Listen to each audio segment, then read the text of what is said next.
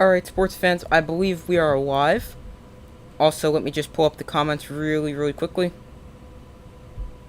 And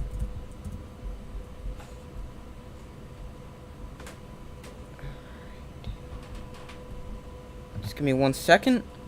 So we should be live. Let me check. Give me 1 second.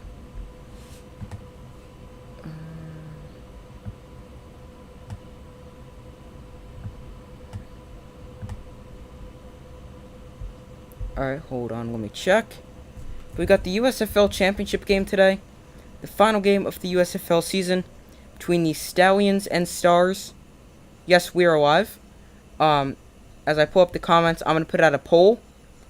Let me know who you guys think will win this game and take home the USFL championship. The Stallions will actually be wearing white. I don't know if they got to choose this. Hold on, give me what color they're wearing. Also, let me bring up the comments, and also I'm going to go pull up any inactives.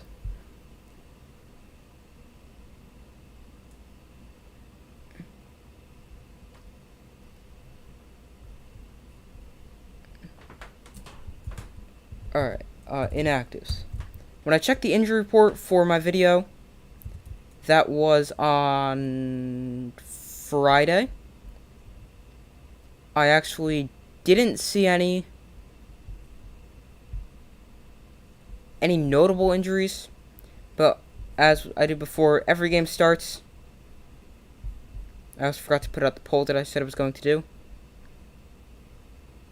Alright, here we go. Who will win the USFL championship?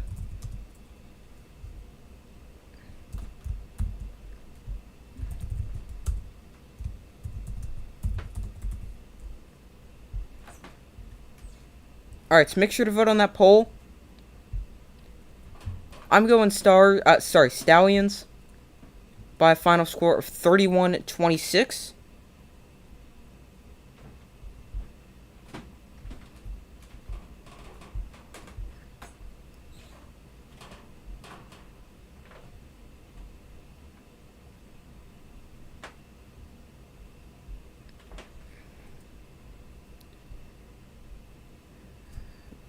Alright, inactives for the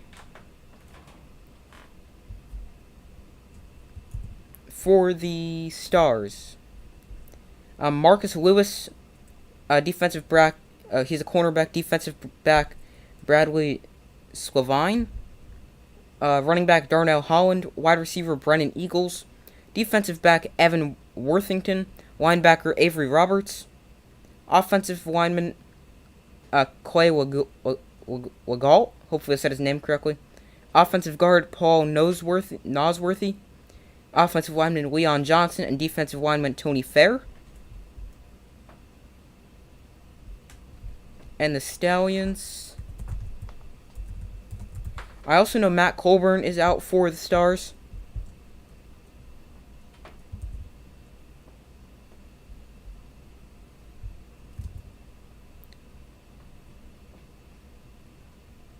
So also, if you have a score prediction or MVP prediction, let me know in the comments.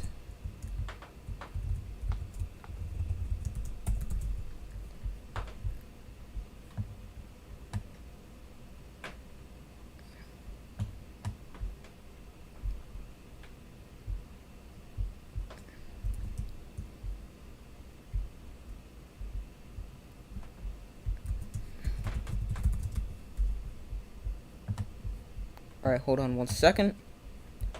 Alright, so if your score prediction or MVP prediction, let me know in the comments. Score prediction, I'm going... I have the Stallions winning by a score of 31-26. And my MVP prediction is DeMarcus Gates. Because I really don't think it's there's a true MVP on the Stallions, as their inactives: wide receiver Peyton Ramsey, quarterback Montel Kozar, wide receiver Jeffrey Thomas, Safety Malik Gant. Quarterback Brian Mills. Cornerback Josh Nurse. Linebacker Trey Baldwin.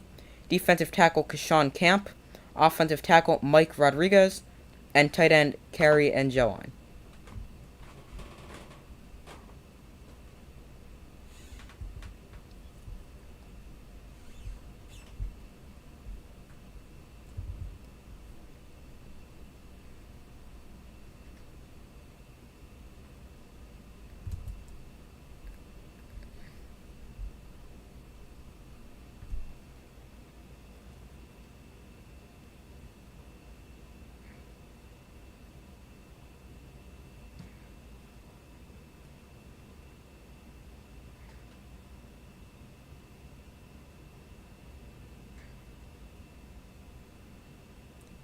Go Stallions. You got the Stallions winning.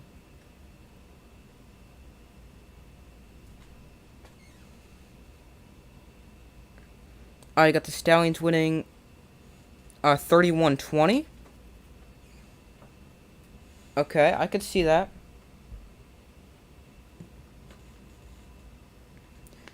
I think it's going to be a little bit closer, but I definitely do think the Stallions will win. I think their defense and run game is the difference.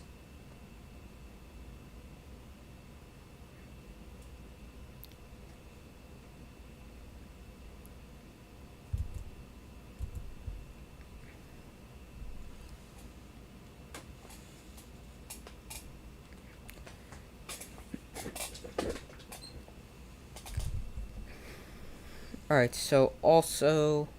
Hold on, let me just move this.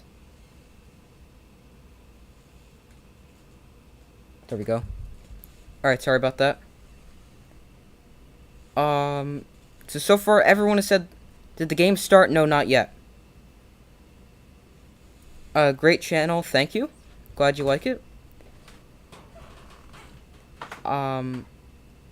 There's also a fly, so if you see something flying around, there's a fly in here.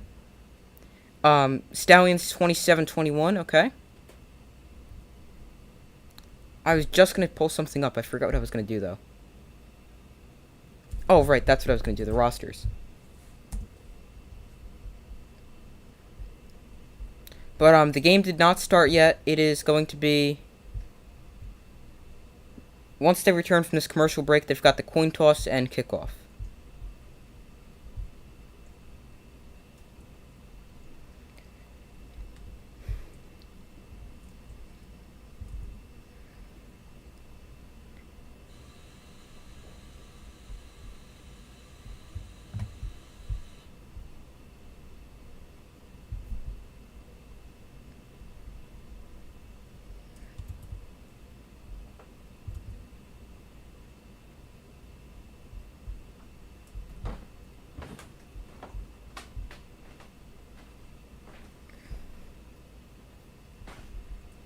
And once I get these rosters up, give me 1 second. Alright, here we go. Just going to compare their numbers real quickly. So, comparing the team stats, Stars average more points per game, 26.2 to 23.4. But the Stallions average more passing yards and rushing yards per game, averaging 187.8 passing yards to 184. And Stallions 135.7 rushing yards to 103.4 rushing yards. And defensively, it's all the Stallions. They allow 16.9 points per game, while the Stars give up 24.3. And passing yards, opponent passing yards, or passing yards allowed, 173.3 allowed by the Stallions per game, and yards per game allowed passing-wise. Also, as they show the overhead view, it looks like there's a pretty good crowd there.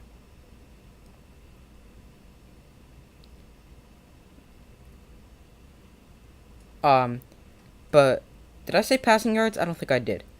Passing yards allowed 173.3 to 194.6. Why are the Stallions considered the visiting team? They're the best team, or one of the best teams in the regular season.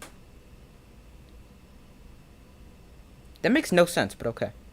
And rushing yards per game, 95.5 for the Stallions, 151.2 for the Stars.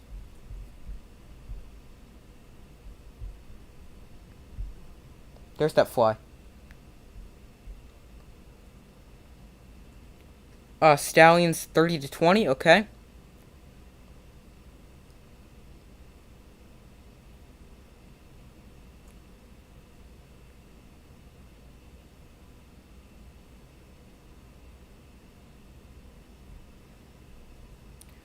Matt Colburn out unless that changed. Yeah, they didn't have him listed on the inactives, but which was very strange. But when I looked at the injury report for my predictions video, it was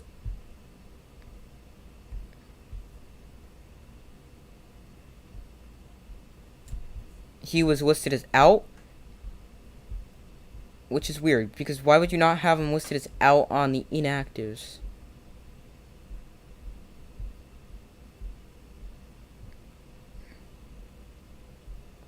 Stars have a 6-1 record since their Week 5 loss to the Stallions.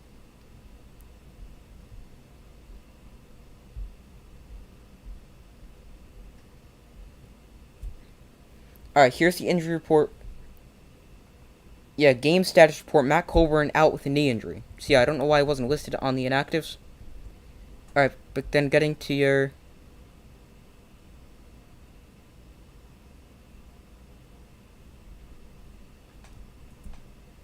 Philly should defer, not receive. Not sure. And now I'm reconnected. Okay, this is strange.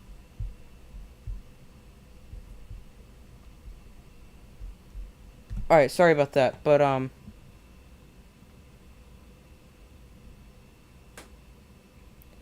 so now this is working, so sorry about that. I'm not sure why it disconnected. I'm going to also end this poll because the game started. And I did miss a few plays, as for some reason I came unconnected. 3rd and 10.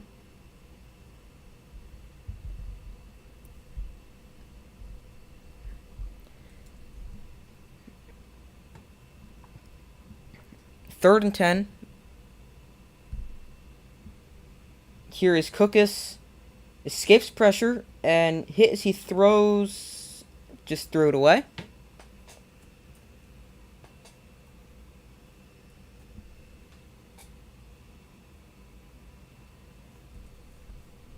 Alright, but going back to your comment, Matt Colburn out unless that changed. Yes, he's still out. New Jersey was a very well-known team and had at least very bad calls on Stars touchdowns. Roughing passer disallowed, holding not called. Birmingham should win by 8-10 again. But the Stars are going to punt this away. Sorry, I just got this up. I was a little behind because...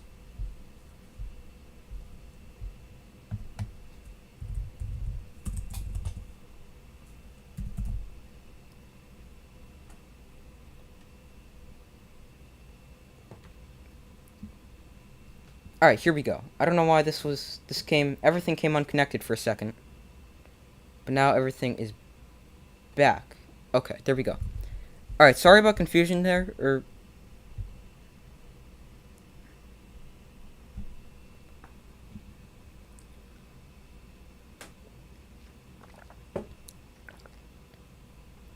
But, a very short first drive for...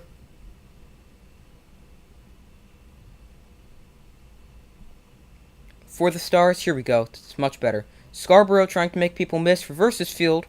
Jamar Smith threw a block. And now Scarborough's got some room. As the first run of the day goes for 13 and a first down.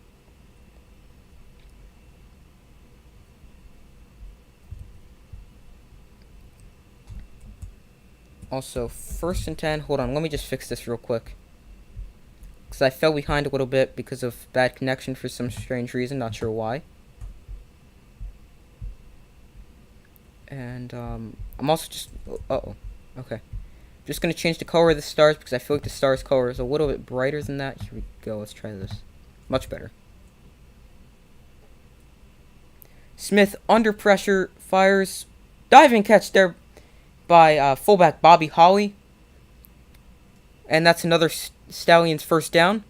Never saw a pass rush like that all year in the USFL. Encouraging for the Stallions.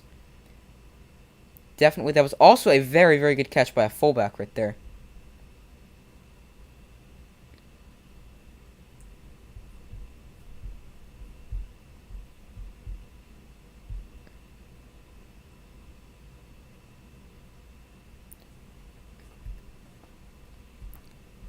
So another 1st and 10 for the Stallions.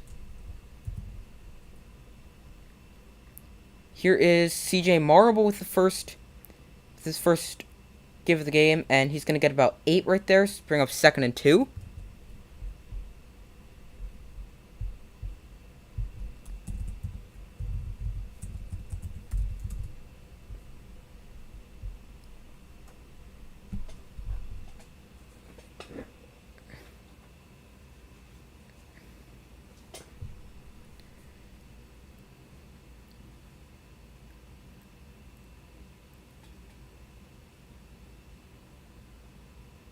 Here is Jamar Smith going to keep it. It's a shovel pass out to wide receiver Marlon Williams. And he's going to pick up the 1st down. That was about the craziest read option we've ever seen. So, alright, for some reason this is...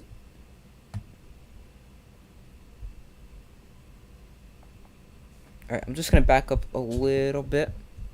Bring this a little closer. Okay. But, sorry I lost connection before. But going back to that, it was very, very weird because it was a read option. Jamar Smith opted to keep it, and then he just flipped it out to wide receiver Marlon Williams, because Smith had nowhere to go. Here's Marable with the carry, and he gets 4. That's going to bring up 2nd and 6, maybe 2nd and 7. They're actually going to mark it 2nd and 7.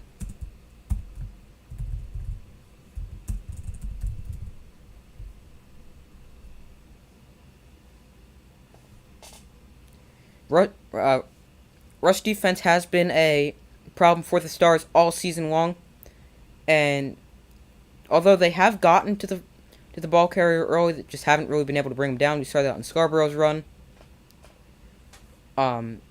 Here's Smith, fires too far out in front of wide receiver Adrian Hardy.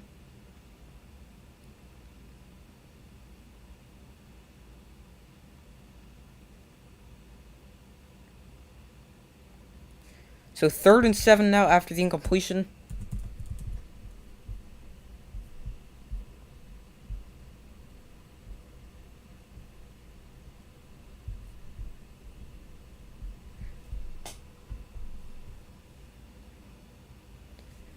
Stallions convert on 42.7% of their 3rd downs, which is best in the USFL.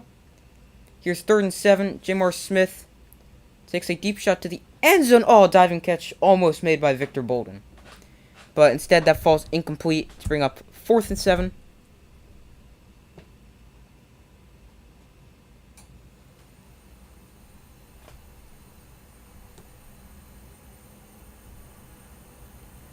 Just too far to the back of the end zone.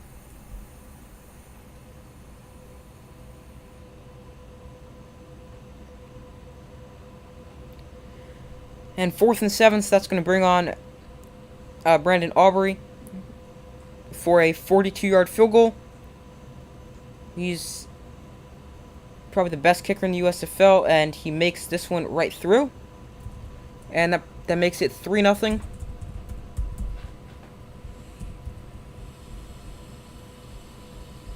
As the Stallions score the first points of the game.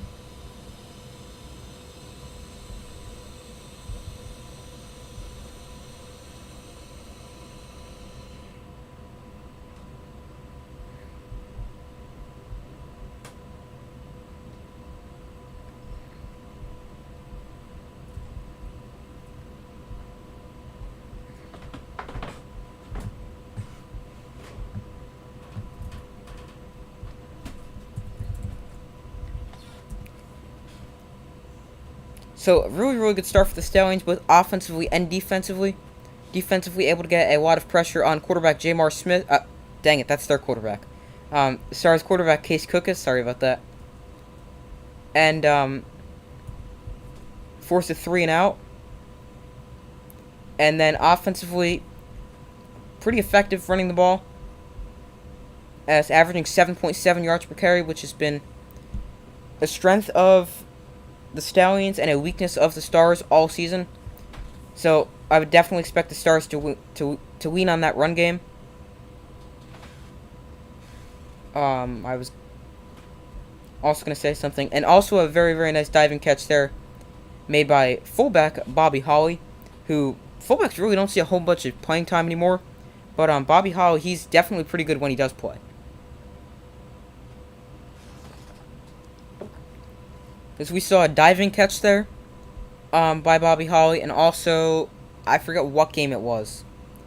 Stallions Maulers, maybe? And maybe Stallions Maulers that game. When they had the fake punt, and they just gave it to Bobby Holly right up the middle.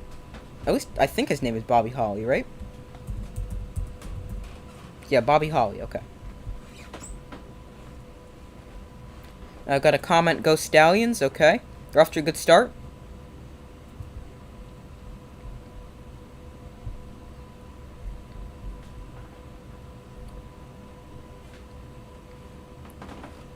Maurice Alexander, Stars kick returner, who had a punt return touchdown last week to give the Stars the win against the Generals. Stars 38-17. Stallions 38-17. Okay, I could see that. I don't think it's going to be that much of a blowout, but there's that fly again. Here's Alexander on the kick return. Breaks it outside, but nowhere to go, as he's tackled between the 30 and 35 yard line.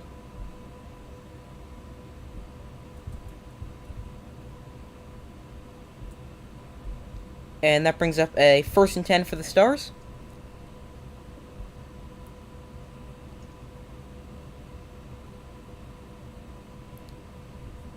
Alright, so here we go.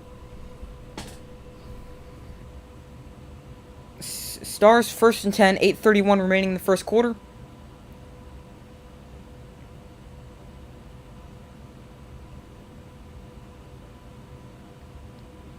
Oh, also I want to check. Here's Cookus. Gives it to, don't know who that is. Then maybe Cookus gave that to, don't know who that was. But they did sign running back running back Dexter Williams, former Notre Dame running back. He's going to wear number 35 for them. I think, yeah, that was him. He got the ball to help replace Matt Colburn. Here's another give to Williams. Breaks it outside and gets the first down on 2nd and 5. I also forgot to change the down and distance marker. Sorry about that. Oh, now I can leave it as 1st and 10.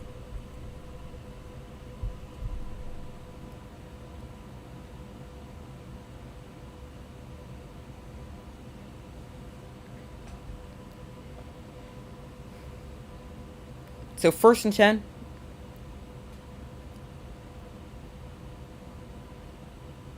Number 12 is the running back. Let me check what that is real quick. 12. That is Chris Rowland. For some reason, he's listed as out. He's now lined up in the receiver, slot receiver. Here's a throw out to Rowland, and he's got some space after the first down before he steps out of bounds. But, so the roster I'm looking at, it makes no sense. Someone who's out, Matt Colburn, is listed as probable. And, Chris Rowland is listed as out. And this is like the one from Fox Sports who owns the USFL, so I would think that would be a little bit more updated and stuff. Dexter Williams, the running back, goes out wide as a wide receiver. Here's Cookus over the middle. There's Jordan Sewell. No, that's not Sewell. That is Devin Gray, sorry. Who's also listed as out on that roster, which is obviously inaccurate.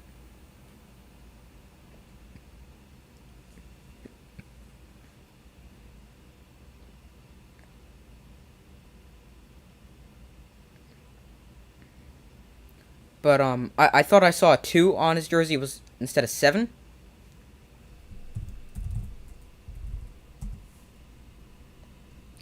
Now inside the red zone already. Seems like they're going pretty fast on this drive.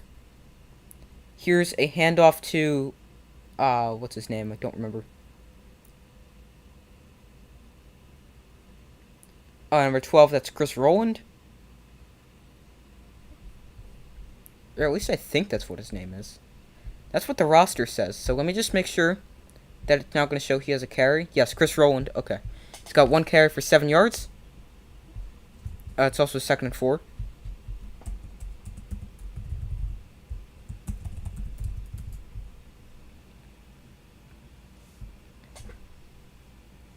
Play clock winding down, already at 5. Very quickly, and they're going to burn their first timeout as play clock was set to hit 0. It seemed to me, based off what Cookus was saying, it seems like he couldn't hear the play call. And just as I've seen the first few minutes of the game, it looks like there's a really big crowd there. Well, let me check the capacity of this stadium. The capacity is 23,000.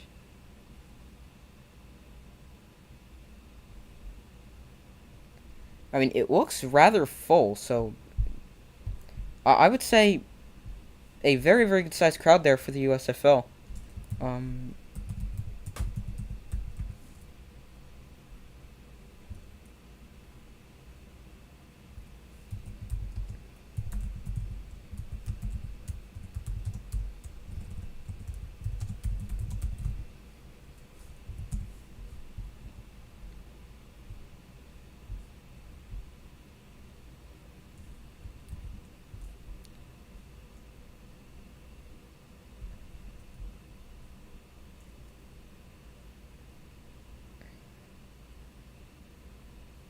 Do I speak Spanish? I do not. And do I play soccer? I used to.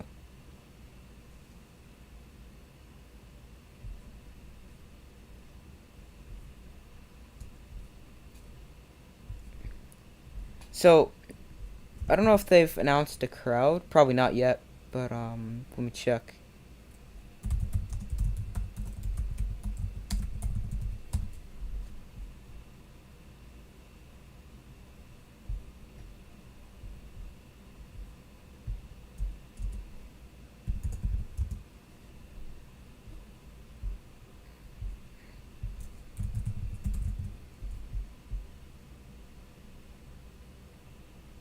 You like soccer and football? Okay.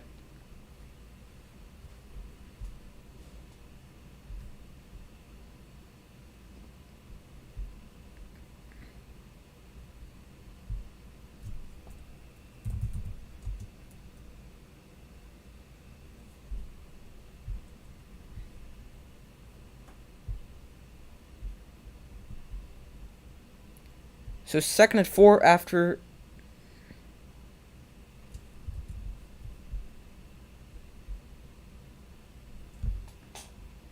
You think the Stars are going to touch... Wait. Are the Stars going to score a touchdown on this drive? Here's a give to Dexter Williams, who's just short of the first down marker to bring up a 3rd and 1. On this drive, will they score a touchdown? Yes.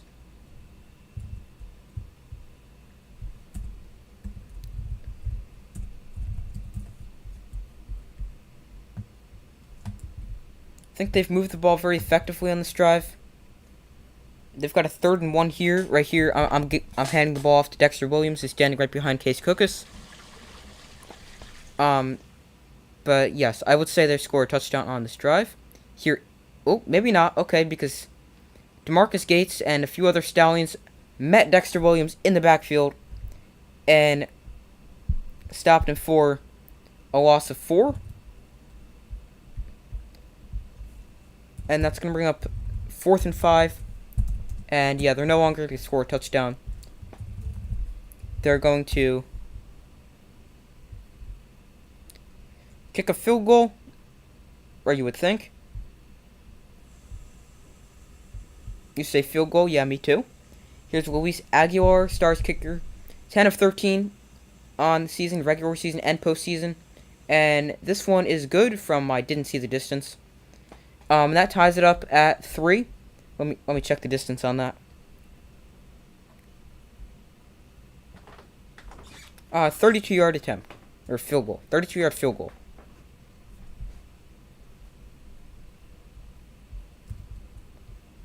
So now, Stars tie this one up at 3. There we go.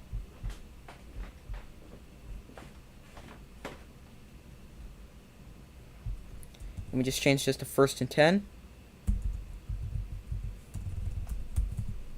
For when the Stallions get the ball. Okay.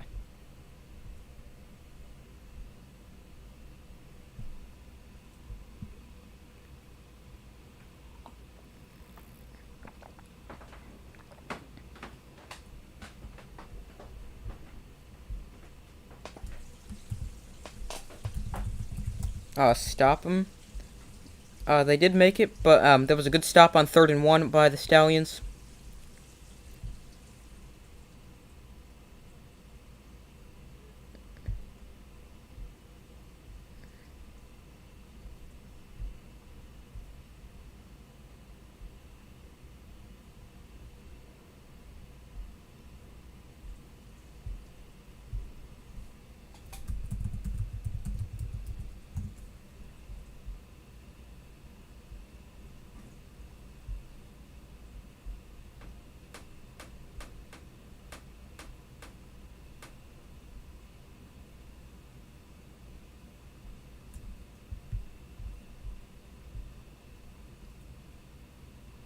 So, I am wondering what they're gonna, if they're going to announce attendance. Awesome wife, thank you. Do I have any plans for the 4th of July? Just with family. Nothing big. By the way, happy 4th of July to everyone, as that is tomorrow. If you're in the United States.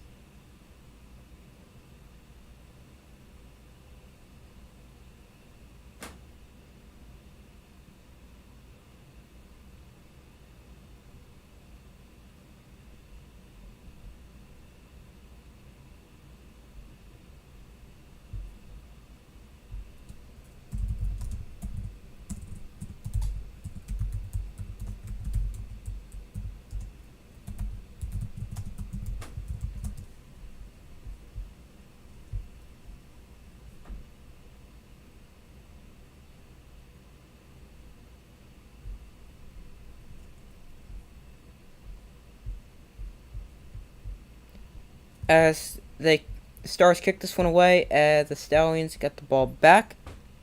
Victor Bolden back deep to receive it, as he's now got some space. He had a kick return touchdown last week, as he gets this one with a great return across midfield. As the Stallions take over at the Stars' 48-yard line with 3:41 remaining in the first quarter.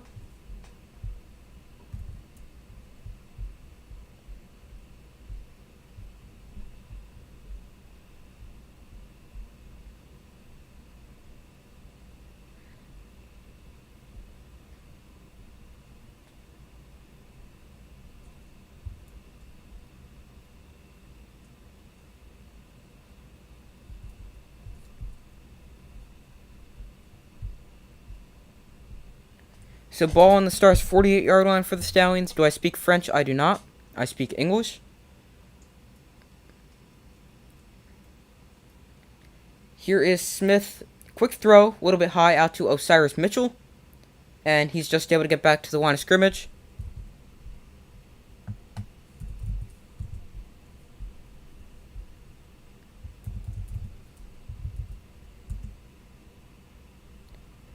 So that's an example of Jamar Smith missing on a throw, as I've noticed that several times throughout the season.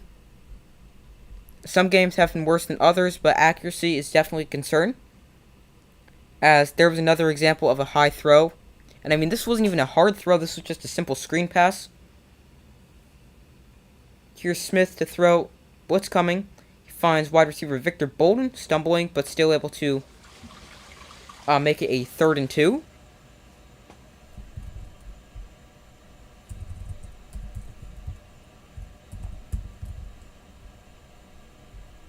You're rooting for the Stars, okay.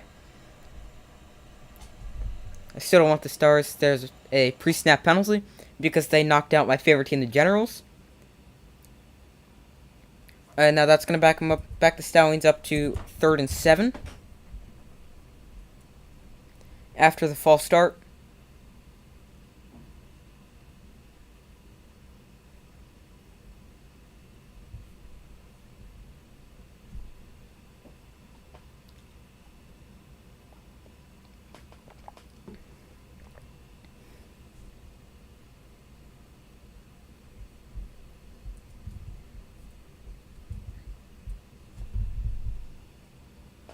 So we got 3rd and 7 for the Stallions. Smith, deep drop.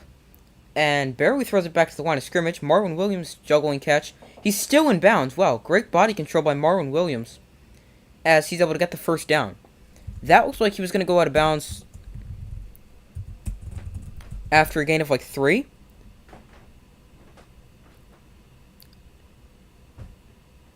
Smith had a really deep drop. About 7 or 8 yards.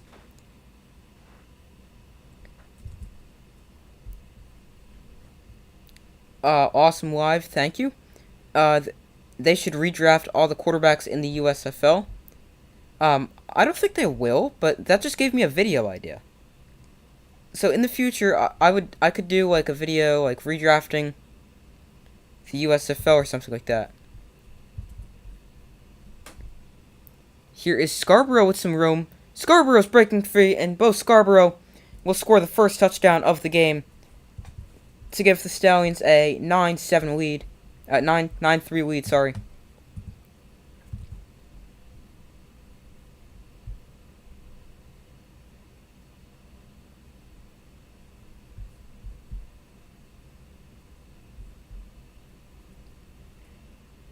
So 124 left in the first quarter as... That said 124, right? Yeah, I think it said 124. Here's a 36-yard touchdown run. Bo Scarborough is definitely one of the best running backs in the USFL. I mean, he was really, really good at Alabama, too. Just never really caught on in the NFL. But I think he could definitely earn himself another NFL opportunity if he keeps performing in the USFL. As the extra point is up and good from Brandon Aubrey as the Stallions now take a 10-3 lead.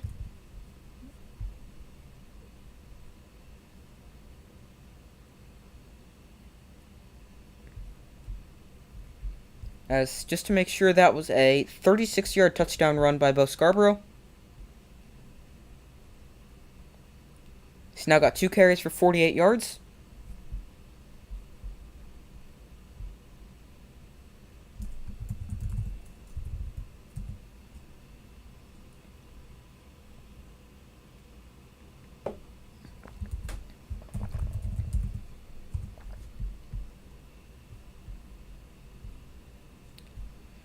So now let's see if the Stars can answer with a touchdown. They answered with a field goal last time.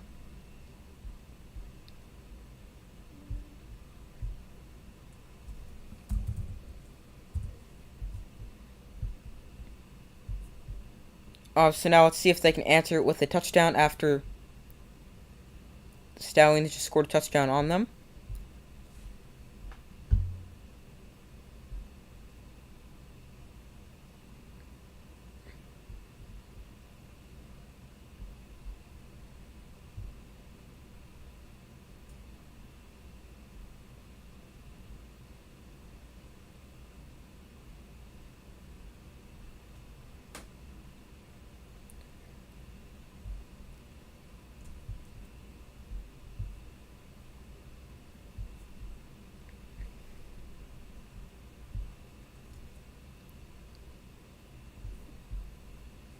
But the Stallions' run game has been good so far against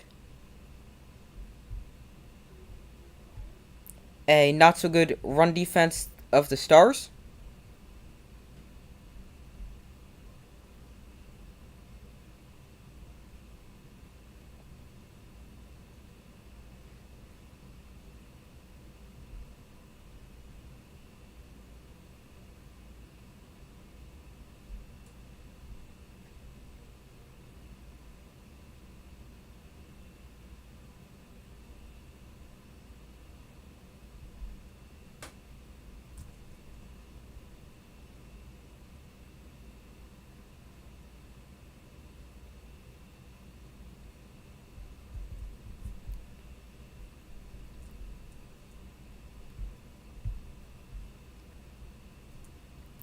scoring drive, 4 play. That was only 4 plays? I thought it was a lot longer than 4 plays.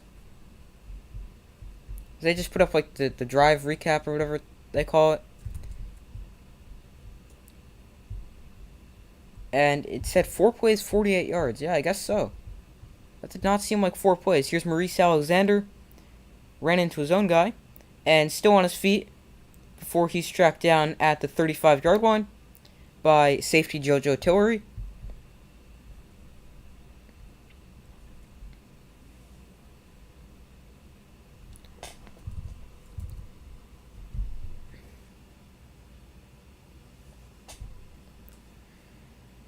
First and 10 for the Stars. Stallions outgained them 108-52 so far, as both teams have had 2 drives. The Stars had a very uneventful first drive before each team scored. Before they scored on their second drive, and this is their third. Here is Cook's quick throw out to, what's his name, Devin Gray, for about a gain of 4 to bring up 2nd and 6.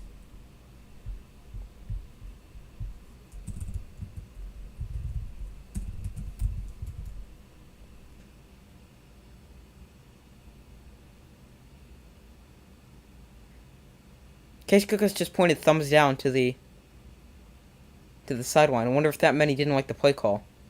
I don't know. DeAndre Overton was in the backfield, moves out into the slot. Here is Cookus over the middle and off the hands of wide receiver Devin Gray.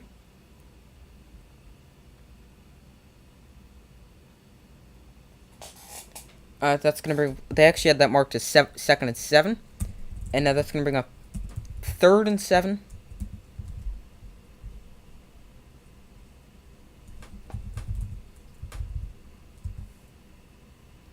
There's also a little bit of high throw by Cookus and off the fingertips of Gray.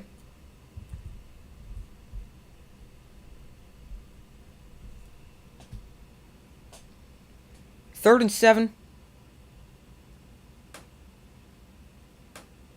And delay of game, as the play clock was about 2 seconds ahead of the game clock, so they did have to snap the ball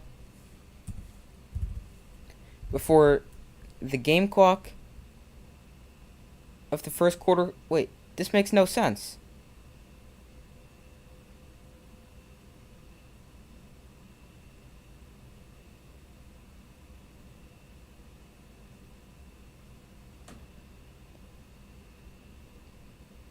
That's confusing, but okay. Because they just had it where... So the play clock was winding down, and they got a delay game penalty with about a second or 2 left. So then... Are they just not calling the penalty there? Calling it 3rd and 7? I'm confused what's happening now.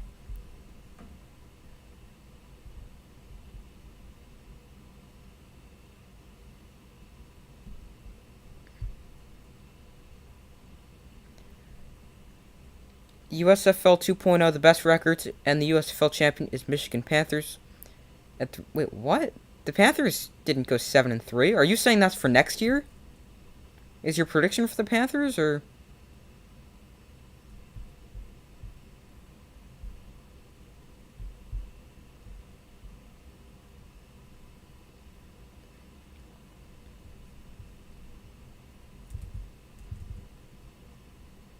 But now, let me see if I can find...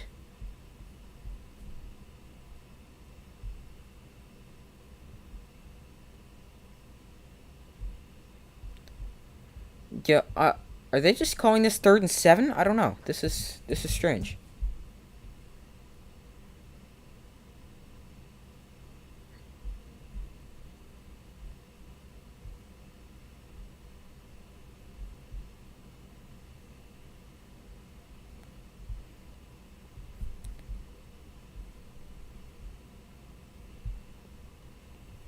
That is confusing. Because it should have been a delay of game penalty as well.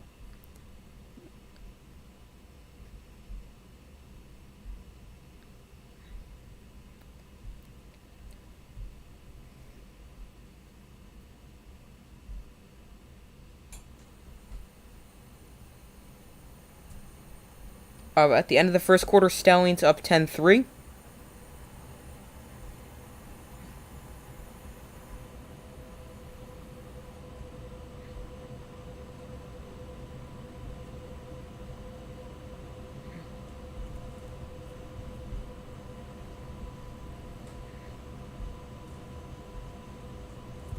But that...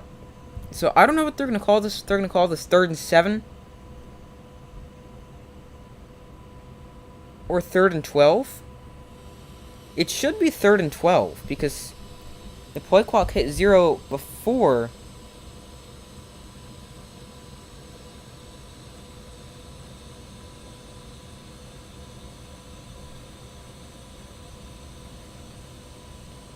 Oh, I also forgot to change quarter number 1 to quarter number 2.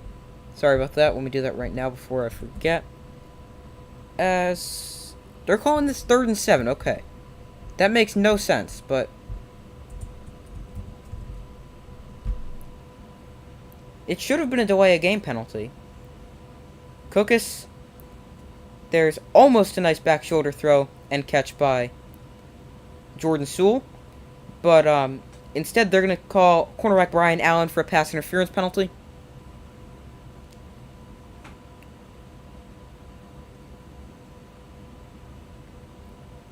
As number 91 on the Stallions defense, Chauncey Haney, is down with an injury. They are going to call pass interference on the Stallions there. On Brian Allen, let's take a look. Yeah, I guess so. He was holding... Yeah, I would agree with that call. He was holding his jersey, as well as he kind of had, like, his arm wrapped up. So that's why we saw Jordan Sewell attempt the one-handed catch. So I do agree with that call. That should have been pass interference.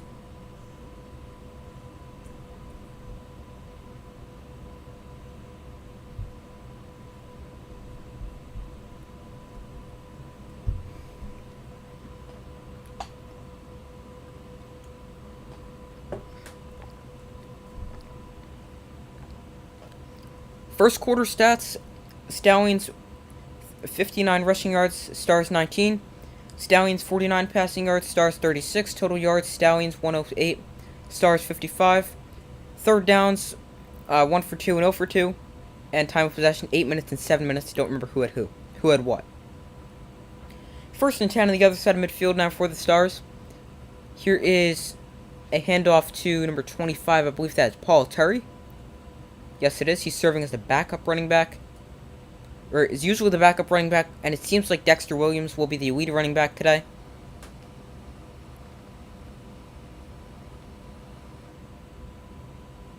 As that's going to bring up 2nd and 4. Sorry, I forgot to change this. 2nd and 4.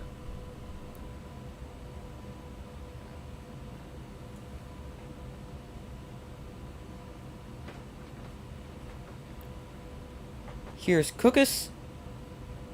Sorry, my game froze for a second. And I'm going to take a wild guess and say he was being chased by DeMarcus Gates and was just able to get back to the line of scrimmage because that's where I saw him. Alright, sorry about that. 3rd and 5. Okay, maybe he lost a yard. Let me see what that exactly was.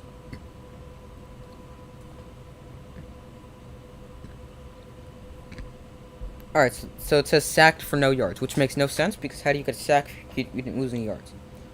3rd and 5, and the Stallions are offsides. But they may call that a false start, I'm not sure.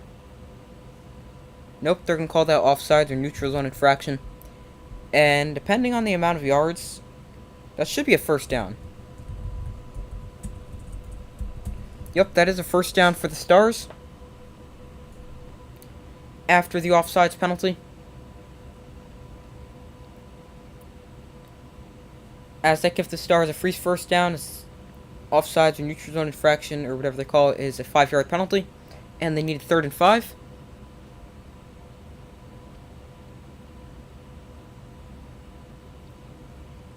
Here is Terry running left, and he's going to get about 3 yards to bring up 2nd and 7.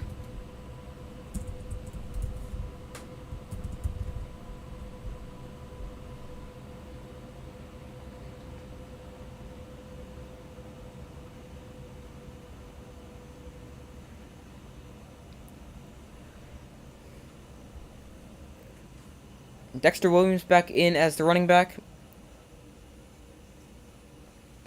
as he stands to the right of Case Cookus.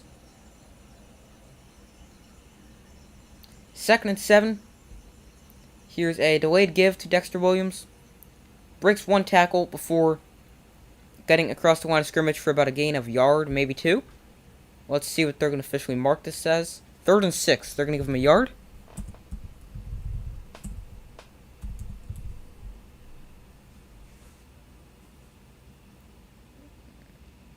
He was hit in the backfield, but was able to break through that tackle before he was tackled after a gain of a yard. Wait, now they're marking the 3rd and 7. This makes no sense. So, but he definitely got a yard there. Here's Cookus to throw. Floating one to the end zone, incomplete, intended for wide receiver Maurice Alexander. Brian Allen in on the coverage, as that brings up 4th and 7.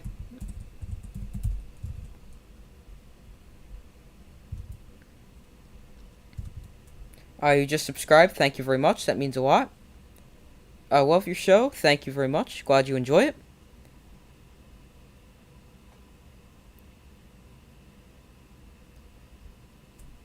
There was a little contact before the ball got there. I definitely think you could have potentially called interference there.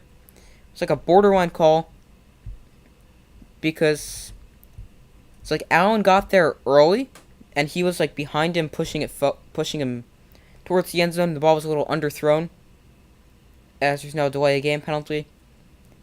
As I think that may be intentional to try to give the punter a little bit more space.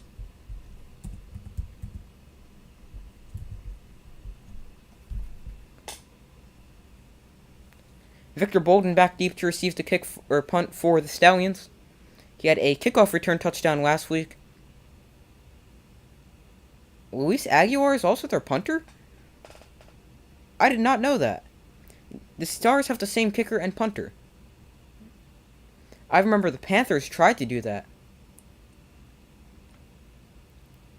Great punt coverage there, as it's down at the 1-yard line. Chris Rowland was able to keep it out of the end zone. And,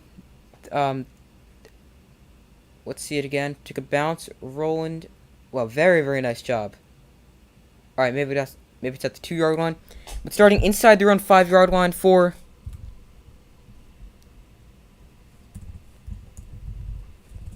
the Stallions. Stallions.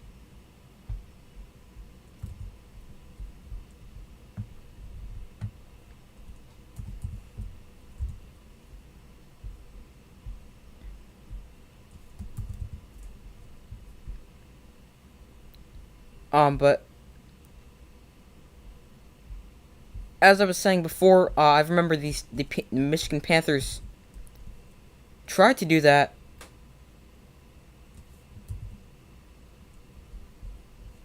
And have the same kicker and punter in Michael Carrizosa. But that did not work out.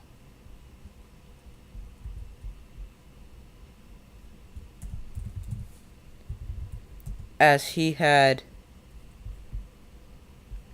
saw the last of him, actually against the Stars, when he missed a 21-yard game-winning field goal and it was off the left upright.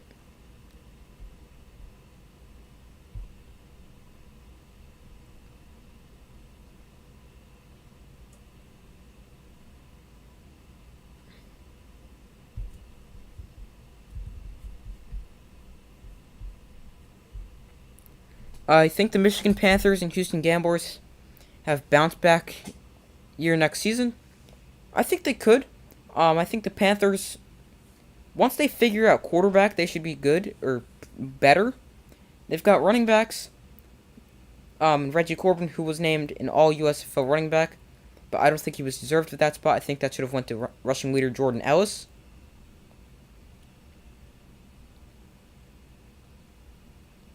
But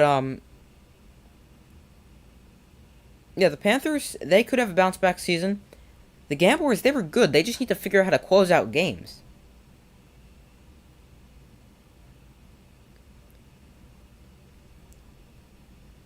And I think the Panthers did find their quarterback in Paxton Lynch. Also, they could go maybe look for a quarterback with the first overall pick next year's draft. Case Cookus, since week 4, ranks second in passing yards, second in passing touchdowns, and second in quarterback rushing yards. That just goes to show you how good he's been ever since week 4 may have been his first week as a starter. But he's been really, really good for the Stars ever since starter Brian Scott went down, and now Cookus is full-time starter. In fact, he's been so good, you wonder if Brian Scott even wants to come play next year, if he's going to even get the opportunity. It'll definitely be a battle between those two. Here's Smith. Quarterback draw, just getting out of his end zone. And that's going to bring up 2nd and 8 after a gain of 2. I don't agree with the quarterback draw call there. Yeah, quarterback draw can be effective, but when you're inside your own end zone, if it's not going to be, I don't know, I just want to play that I know is going to go out of the end zone, just like a traditional handoff, rather than a quarterback draw, because right there you have a pause, and that gives the defensive line more time to get there. Here's Smith to throw from his end zone, almost intercepted, but hold in and by Victor Bolden to bring up 3rd and 2. Also a very nice toe tap there by Bolden.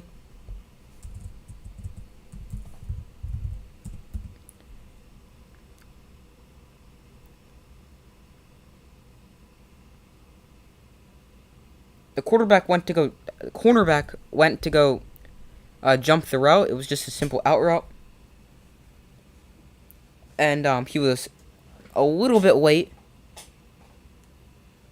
Muller should be at 500 next. Should be at 500 at the record of 5-5. That's a big step for the Maulers to take to a team that wasn't great. Over the middle, intended for Marlon Williams, and incomplete. But the Maulers taking a step to 5-5. I think they should take a step up. Will they go 500 and go 5-5? I don't think so. I think they're in like the 2 to 4 win range.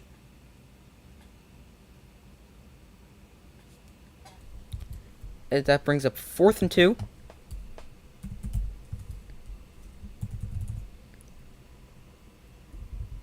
As the Stallions will punt it away from their own end zone, Maurice Alexander back deep to receive. Alexander fields at his own 48-yard line and gets up to the Stallions' 44-yard line. So decent return, obviously not a punt return touchdown like he had last week, but still good.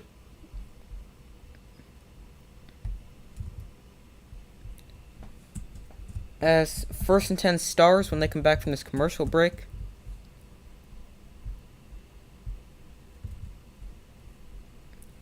So I would have to say it's been a pretty good start for both teams. Obviously a little bit better for the Stallions as they have the lead. But overall it's been pretty good. Pretty even.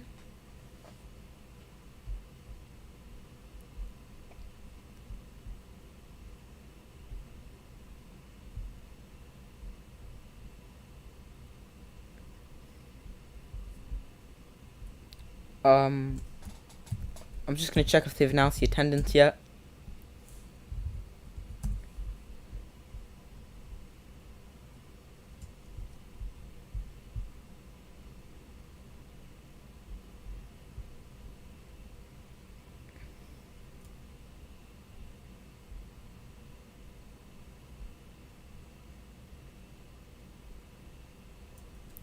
But it does look like there's a really, really good crowd there.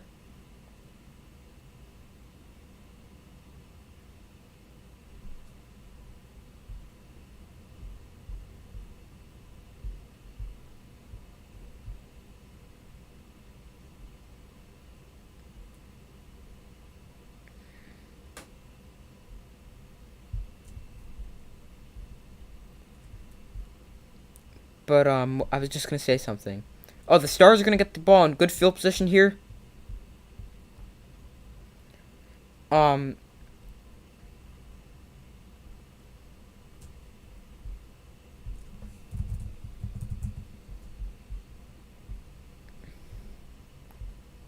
the Stars get the ball in good field position as we've got it already on the other side of midfield.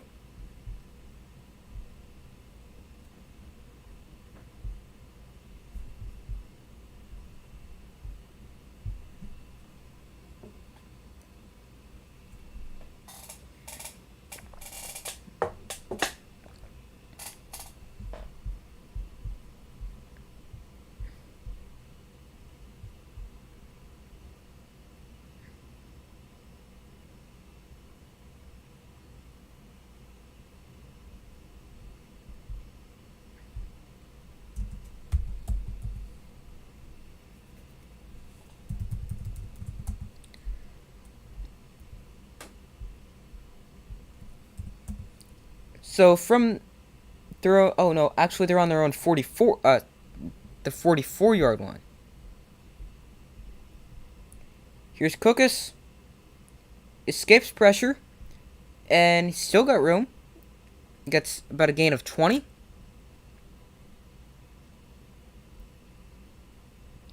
There is a flag down though.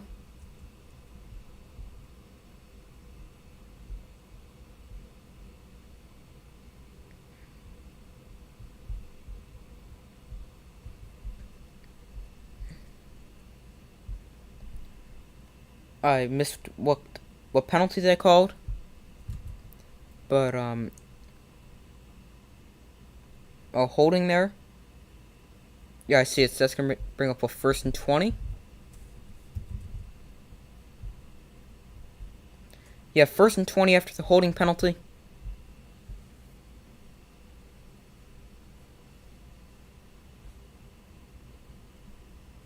Oh, bad snap. Cookus gets it and just throws it away.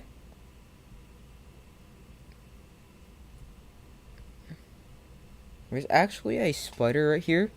So, I'm gonna go get a tissue to kill it really quickly. So, I'll just be like, right back.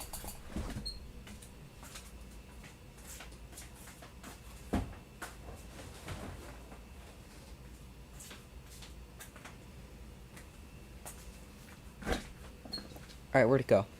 Here it is. Oh. Okay, I'll just throw it over there. I don't know where it went, but it's gone. Alright, sorry about that. There was a spider that I didn't want anywhere near me. It may have gone on me. I don't know where it is, so. Alright, here is Chris Rowland for a gain of 3 on 2nd and 20.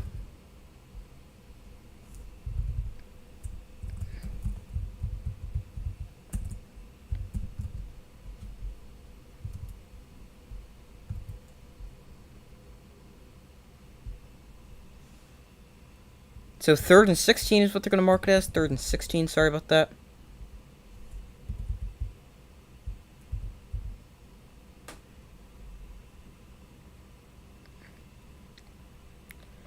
Third and 16 from midfield for Cookus and the Stars. Here's Cookus. Shallow cross over the middle. There's Jordan Sewell, and he gets the 1st down. So he was guaranteed a gain of like 3. But there was nobody there, so he just turned upfield and went and got the 1st down.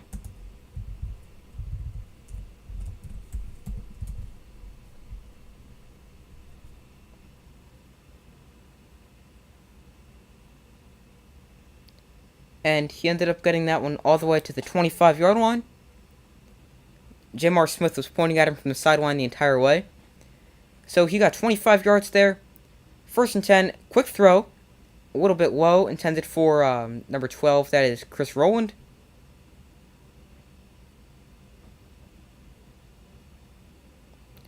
And that brings up 2nd and 10.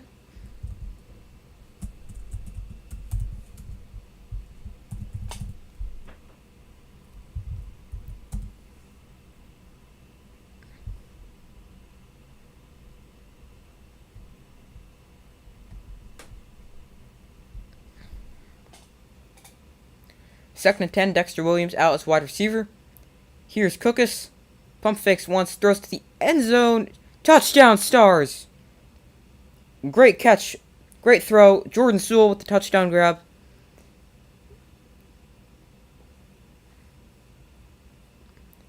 As with a made extra point, the Stars will now tie this game right back up at 10.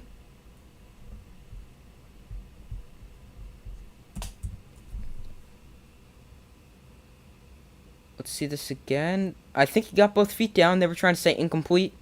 Here's ref cams. Give us a good look at it. One, maybe not. I'm not sure.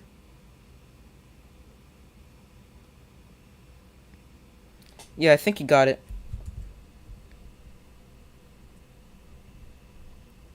It's now 10-9.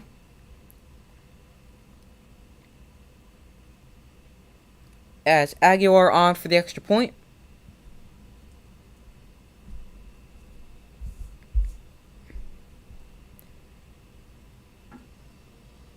Off the upright and no good. So the Stars do not tie it right back up, but they do bring it within one.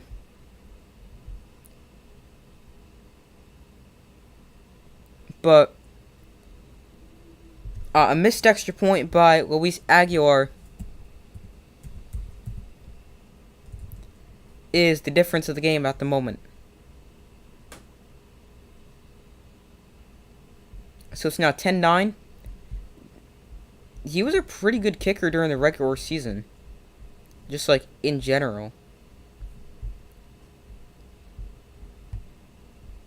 But something I did not realize was that he was the kicker and the punter for the Stars. I did not realize that. Even last week, against the Generals, when I did a watch party like this, I didn't even realize that.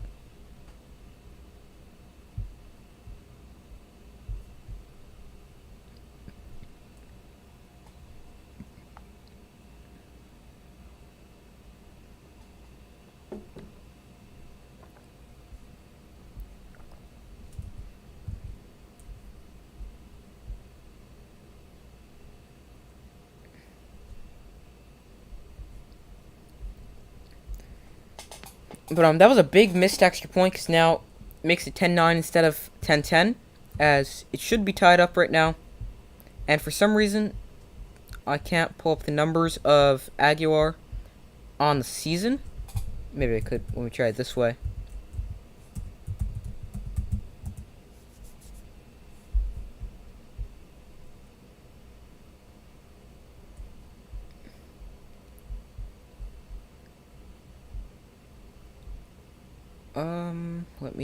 Let me check this real quick.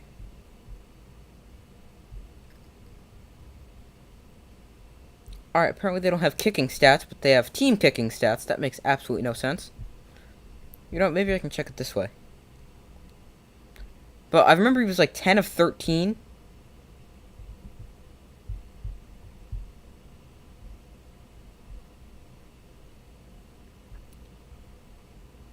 He had 43 kicking points. That's about all I know at the moment.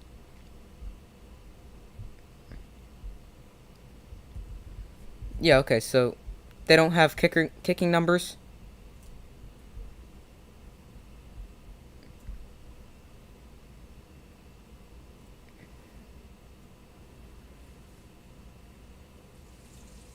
Hi, you're at the game. That's pretty cool. What's it like there? And who are you rooting for?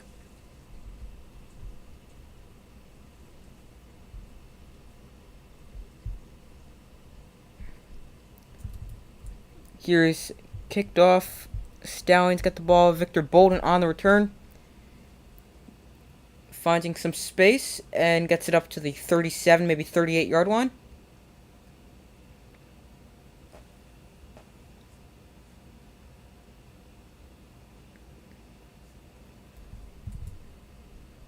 You're rooting for the Stars, okay.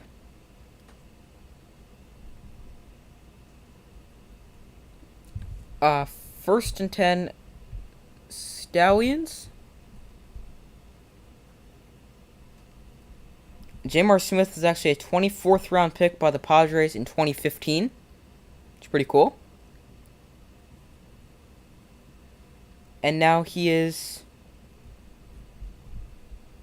the Stars quarterback in the USFL championship game.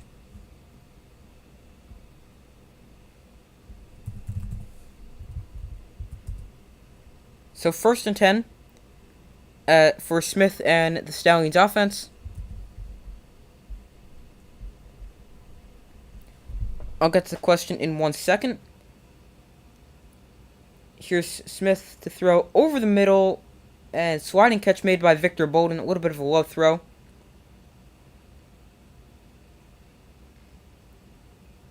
I think they're going to give him the catch.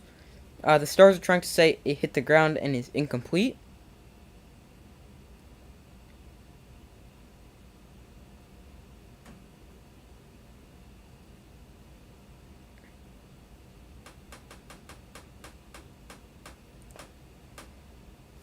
So, 1st and 10 for the Stallions as they're already crossed midfield. I'll get to the question you had in 1 second.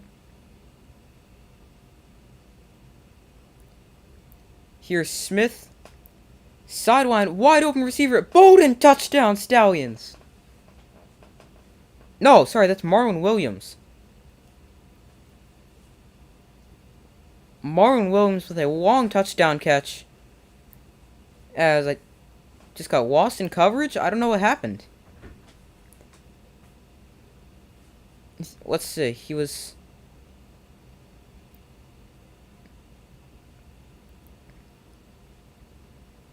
The safety just got caught flat-footed.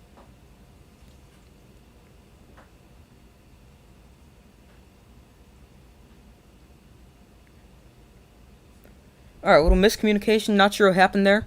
I think the safety knew he was there. He just got caught flat-footed.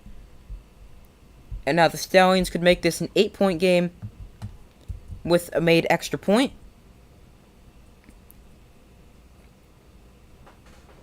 Currently 16-9, and this extra point is... I think he got it. Yep, he got it.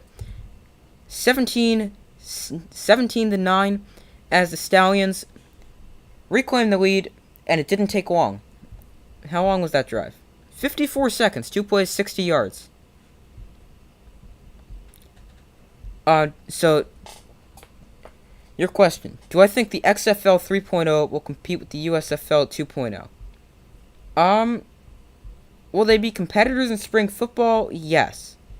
But they're not going to be, like, competing against each other, like, for views or anything like that. Because the XFL starts right after the Super Bowl. So there's the Super Bowl, and then that Saturday after the Super Bowl. The Super Bowl's always a Sunday. It's like February 16th.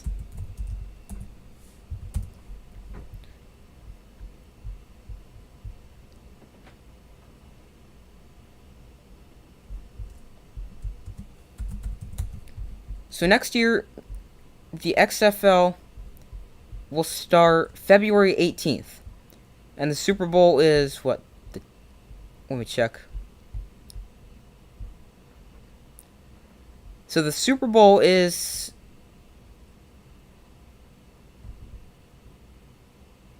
the 12th of February next year. And the XFL would start the 18th. And I mean, because the XFL is starting so early, I mean, we don't know how long it's going to be, like how long their season's going to be. But in 2020, before they got shut down due to COVID, it was 10 weeks, and the USFL is also 10 weeks. So I think 10 weeks for a spring football league is probably the appropriate length until you can establish yourself and see it's a good league and there's good football and stuff like that. So say it's 10 weeks. I remember doing this in a video. I think it may have been looking at the future of the USFL.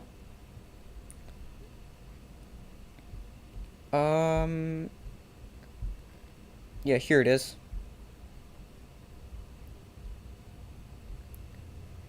But the XFL would end, and I think I calculated 13 weeks for them. I even gave them an extra week if they have like a bye week for, or like a week in between the championship game and stuff like that. Um, but the XFL would end the end of March or beginning of April, and the USFL wouldn't start until they announce they're starting like Easter weekend or something like that.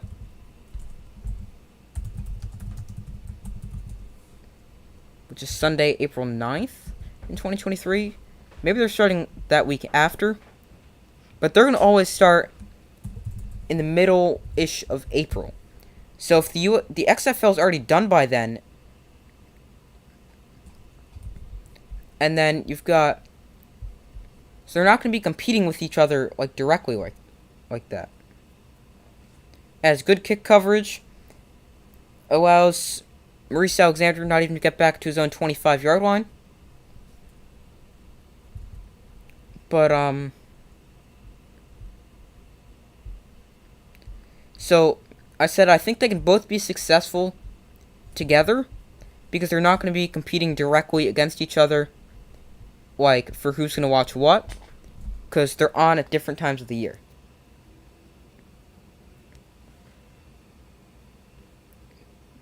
I just see the crowd. There's not very many empty seats at all. Here's Paul Terry with the carry, and he's going to get about 6 yards. The XFL and USFL should join together to create one league. I do think that would be the best thing for both leagues in the future.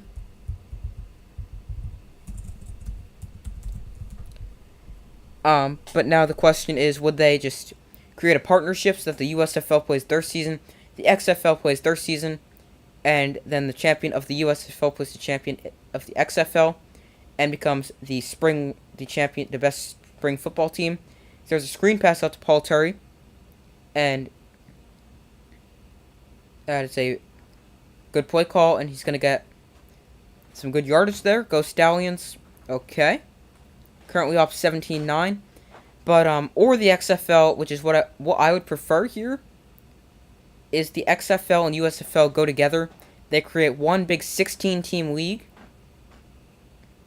and they play each other throughout the regular season, and, like, it's all mixed and stuff like that, and they create a 16-team league partnered like that. Here's Chris Rowland on the carry, as he's going to get a first down.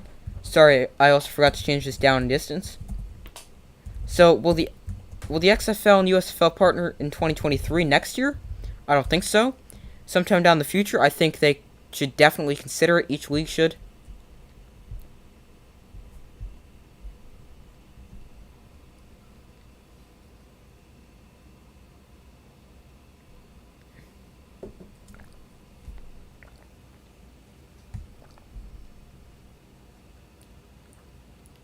Chris Rowland, 3 carries, 29 yards, and he's actually a wide receiver. Cookus escapes the sack, and he escaped one sack where I thought he was going down.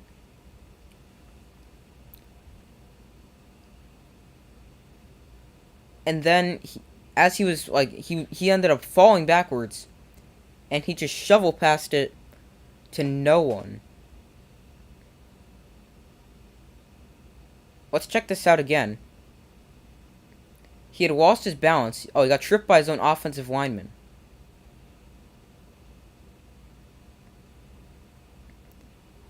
I don't know. He definitely threw the ball. Like, he was the one that made the ball move.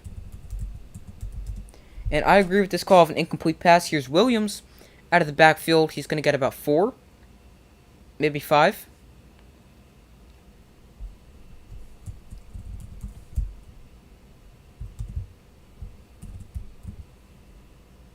Oh, they're only going to give him 3, okay.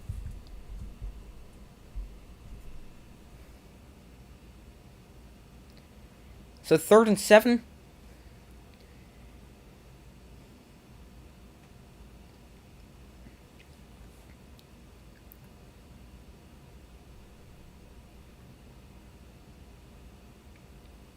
Third and 7, Williams goes out as wide receiver. Out of the backfield. Blitz coming from the Stallions. Cookus under pressure, rolling right, and he's sacked really far back by, I don't know who that was. But, I mean, I know he wanted to keep his eyes downfield because it was 4th down. But he was on the 30, they were on the 36-yard line, so potentially in field goal range.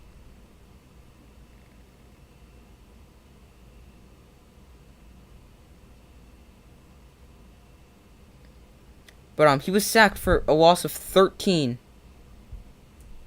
No, they were actually at the Stallions' 33-yard line, so that would be, what, a 50-yard field goal? If I did my math correctly. Bolden calls for a fair catch at his own 12 or 13-yard line and was stripped by his own player.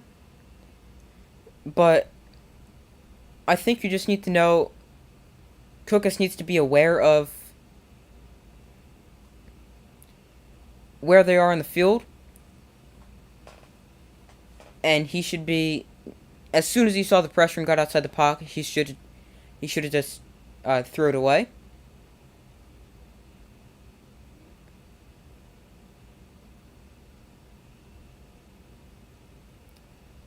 But now the Stallions with the ball. Also going to change his ball marker. And down in distance. Sorry about that.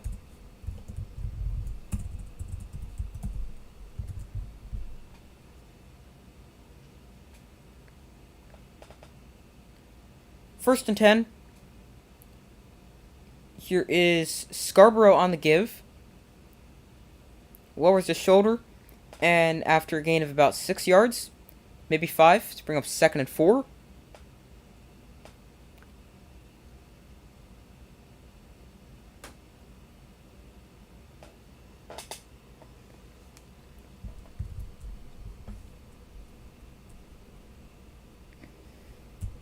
That's going to bring up 2nd, and let's see what they're going to mark this as. 2nd and 4, so they're going to give him 6 there. I'll get to the comments in 1 second. 2nd and 4 for the Stallions. They have a 17-9 lead with 3:15 remaining in the second quarter. Here's another give to Scarborough. Reverses field. Breaks it outside. Now he's got some space. Scarborough down the sideline. He's got room. Bo Scarborough. Let's see. And he's tackled at the 15-yard line. Big run from Bo Scarborough. Just never really appeared to have like that breakaway burst right there. But a really, really good run. There is a flag down. So let's see what this is.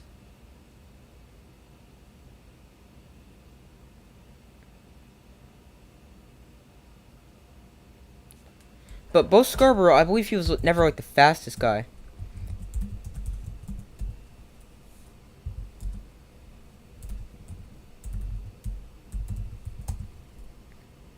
So 2nd and 4, let's see what the flag is.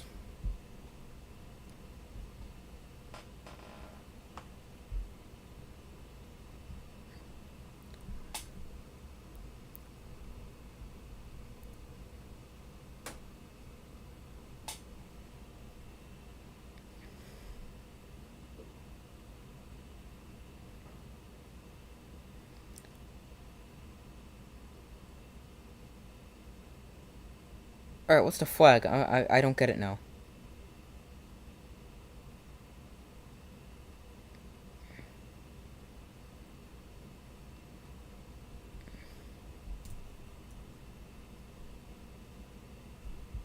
It was an illegal blindside block on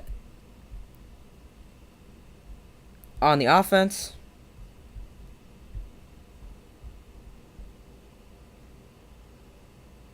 As they are reviewing this play, as some penalties are reviewed like this.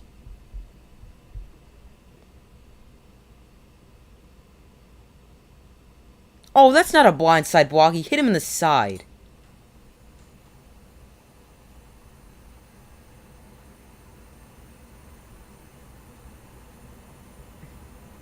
Unless over here they're doing it.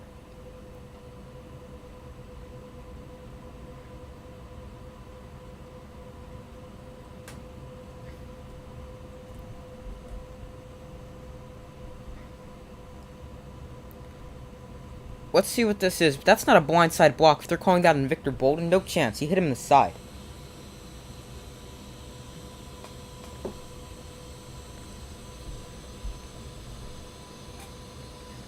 The USFL might fall because most teams, as everyone's making their way down, as this penalty flag's going to get picked up.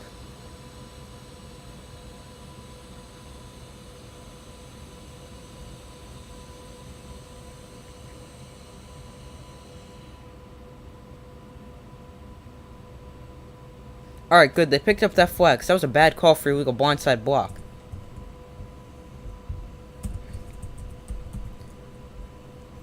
And now it's a 1st and goal for the Stallions. As, I remember there was a few, quote, illegal blindside blocks in the NFL. Like, just last year. And they were such bad calls. So, he hit him, like, right in the chest. And the guy was just looking that way. So, he didn't see it coming. It was so stupid. Here's Scarborough getting about 3 or 4. No, sorry, 2 or 3. To bring up 2nd and goal, as they went to their 3 running back formation, or 2 running backs and a fullback.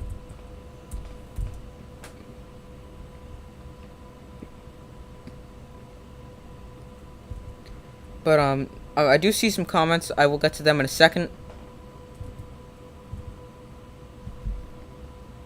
2nd goal as they hit the 2-minute warning. So 2-minute warning. Alright, now we'll get to the comments. As the Stars got Stallions have a 1st and goal. Alright, so the USFL might fall because most of the players might want to go back to the XFL, which means the USFL won't have many players, which means the USFL will start to fall. You have a good point.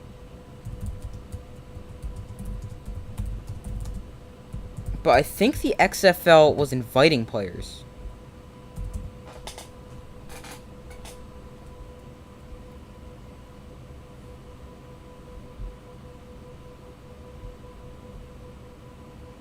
No, maybe not.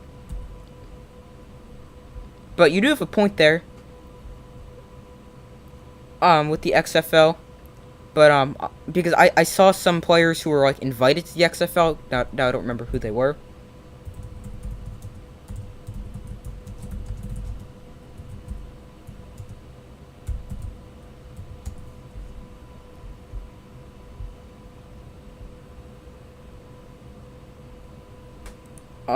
And then the Stars might come back and beat the Stallions 30-24.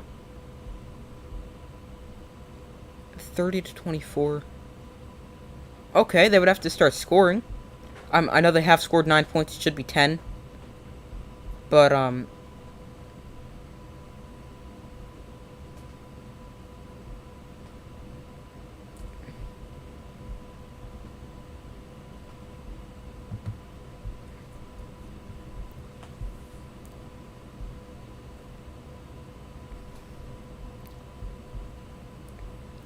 and think if you add it up, Philadelphia has been in every USFL championship except for when they were in Baltimore.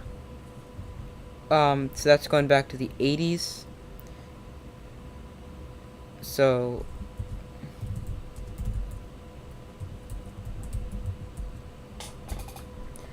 but because of legal issues, the Stars technically don't, or the USFL doesn't recognize the USFL in the 80s.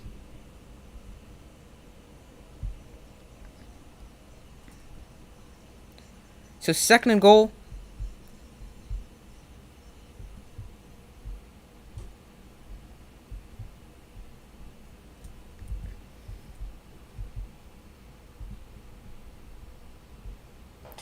I missed what happened there, but Scarborough tackled for about a loss of 3, maybe 4. That's going to bring up 3rd and goal. Flag is down on the play. So let's see what this is. 1:50 remaining in the first half.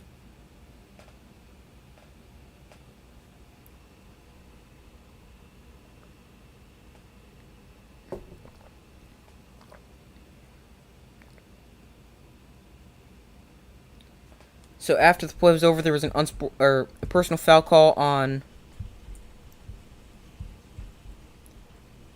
someone on the Stars, and that gives them an automatic first down, and is half the distance to the goal. So that is like the last penalty you want when it gives them an automatic first down. Oh, Scarborough fell. That's what it was. Oh, there it was, over by the goal line. Before the USFL made a comeback, the Philadelphia Stars had been the best team in the USFL. Yep. Like, I don't know a ton about the USFL back then, but like I've heard about it and stuff like that. I do know the Stars had been very good. Back to their 3 running back formation. Here's Scarborough going forward, getting about 2, maybe a yard and a half, as he's going to be short and bring up second and goal. Well, he's a lot short.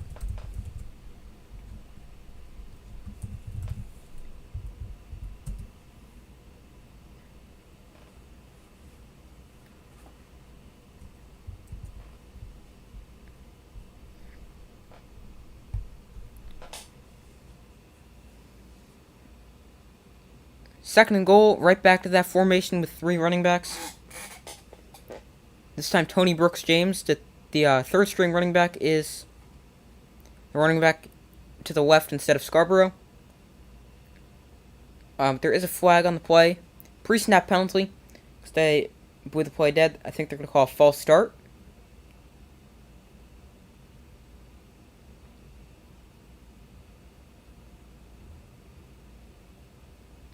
Let's see.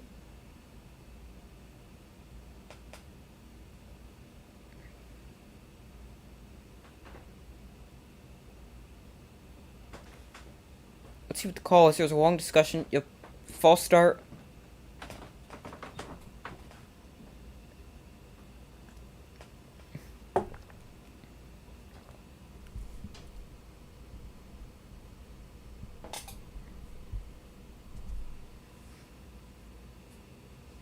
Second goal, after the false start penalty, there should be a new spring football league and name the All-Star Football League. I don't know. I mean, that is a good name, but I don't know how many spring football leagues could exist at once, because I think the XFL and USFL could exist at the same time, but now if you had a third, I mean, I don't know if that could be successful. Second and goal. 55 seconds remaining in the first half at the Stars' 8-yard line. The Stallions, Jamar Smith in the shotgun formation.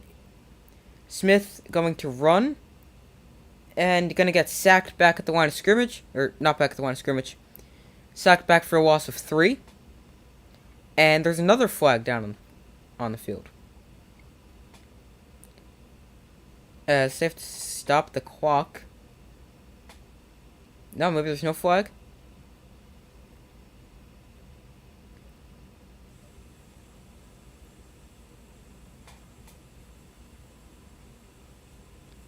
But, third and goal. Must have picked up the flag. The Stallions still have 3 timeouts. Why have they not used them? End zone, almost intercepted. Intended for wide receiver Victor Bolden, underthrown. And off the hands of the defensive back. That's not good clock management there by the Stallions.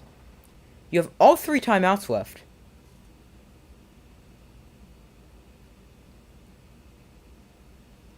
Why would they not... well, I mean, you do have to go to the end zone and score a touchdown for a first down.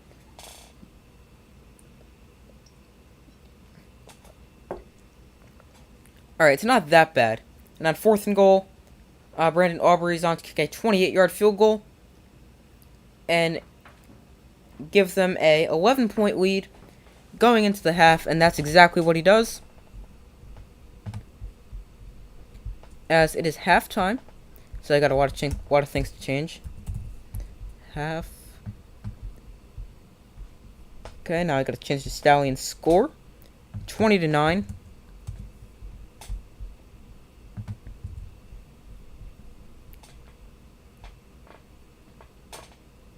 Okay, so 20-9 as the Stallions hold the lead as we've reached halftime of the USFL championship game. So, and as I do at halftime of every game, I'm also going to go put out a poll, and I'm also going to take a very short break.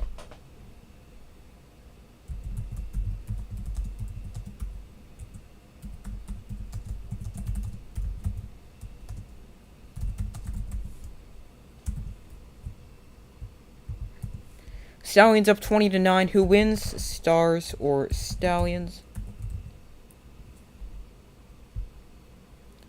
Alright, so I'll get to that when I come back from my short break. While I'm on my break, you guys vote on that. Let me know if you have an updated score prediction. And I will be right back after a very short break.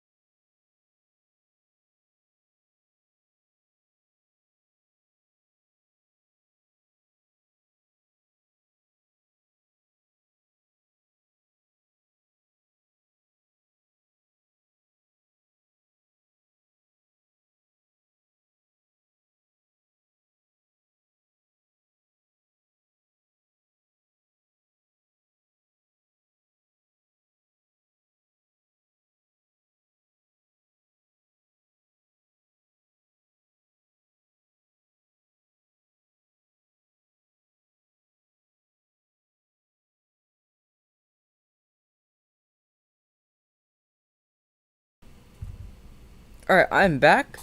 Thank you everyone for staying with me. Stars 37, Stallions 30. I I could see that. I don't think it would be that high scoring. The Stallions could easily get to 30, but could the Stars score 26 in the second half? I think they could. Will they? I don't think so.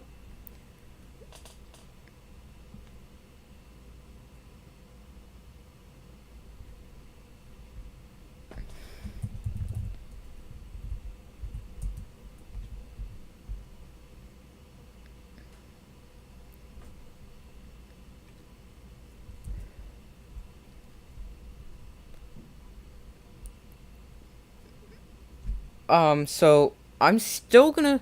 The Stars are actually in front of my poll. Uh, but I'm going to go with the Stallions. They're up 20-9. I know the Stars haven't played badly. But I'm gonna go with the Stallions still. I've originally said 31-26. I'm gonna change that to be.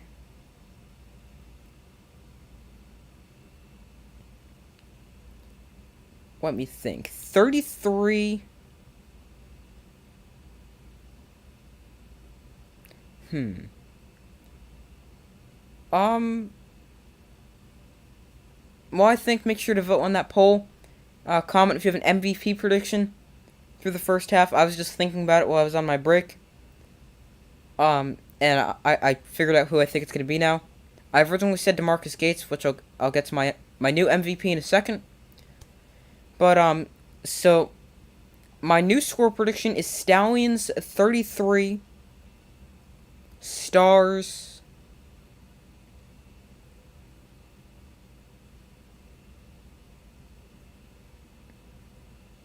27. Yeah, I'll go 33-27. So I'm still going around my original prediction. But I'm just tweaking it a little bit after seeing the halftime score.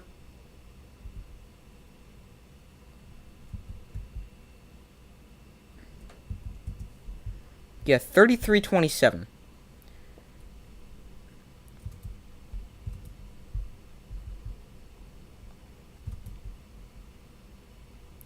The USFL should have a tournament for the teams that didn't make the playoffs, and the winner should get the first overall draft pick. That is actually a really, really good idea. The only thing is it's hard to do a tournament with only 4 teams. They would just have to do it like they did with the playoffs.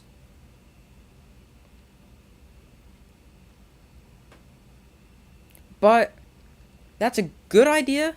But as I think about it, I'll get to my MVP prediction in a second. I forgot about that. But that's actually not a good idea because you have like a team like the Bandits and then a team like the Maulers. The Bandits are much, much better than the Maulers. And like, how would you do this? Because if you do the winner, then that would make sense, but it would be like the best team to not make the playoffs would get the number 1 overall pick. And that wouldn't make sense. And you wouldn't want it to be the loser of each game because then you would encourage losing, which you wouldn't want.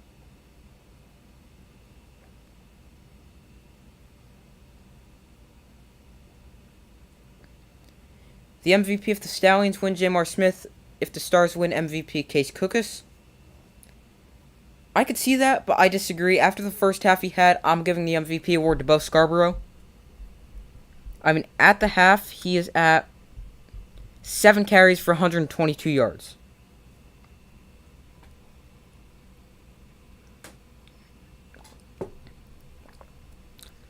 7 carries, 122 yards, and a touchdown. So even though Jamar Smith has been good, 8 of 12 for 115 and a touchdown, I'm going to give the MVP award to Bo Scarborough. He's been really, really good.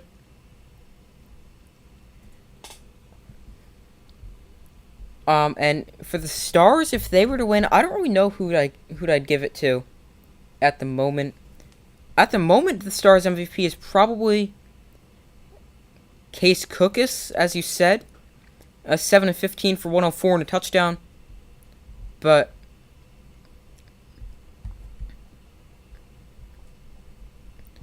I do have the Stallions winning. And my MVP is Bo Scarborough, after he had an insane first half, going for 122 yards. And I mean, he could still very, very well add to that total, and he's only touched the ball 7 times. DeMarcus Gates was my original prediction. He's their top defensive performer, half a sack and 5 tackles.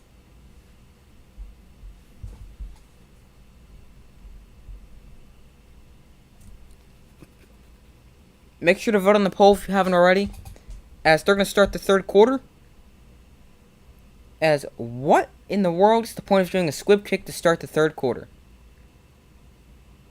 It is fielded by Tony Brooks James. And now the Stallions have good starting field position across the 40-yard line. That is confusing. I don't get that. Why would you do a squib kick to start the third quarter? Alright, so if you haven't voted on this poll, make sure to do it within the next minute or so, as I'm going to end this poll in 1 second. As soon as I get everything set on the scoreboard, I'm going to end the poll. First and 10, here is CJ Marble with the handoff, as he's going to get forward for about, I don't know how much right there. Hold on 1 second. Second and 4, so we got a 6-yard run to open up the third quarter.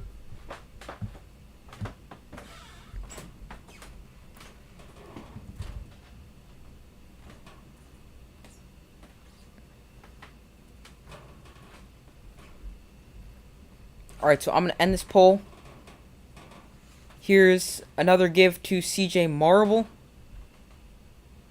And he got about 2 there. Let's bring up 3rd and 2.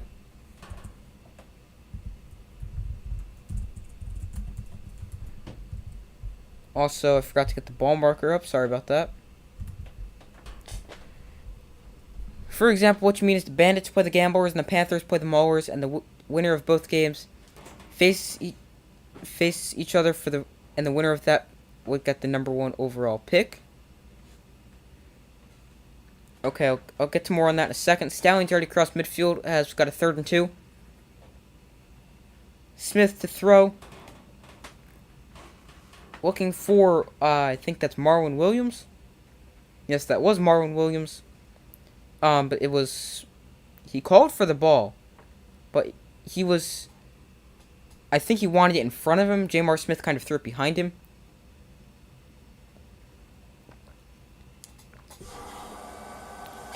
But for example, what I mean is the Bandits play the game. I said that. But, so what I said, I think still applies, with the fact that you're going to have one of the better teams get the number 1 overall pick, instead of the worst team to try to get the best player and improve.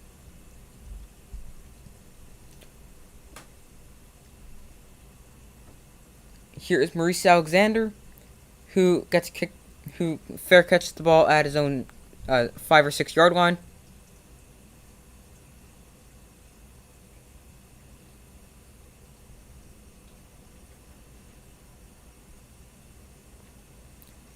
There is a flag. I did see some pushing and shoving in the end zone after the play, so let's see what this is. And the Stars definitely don't want it to be a penalty on them,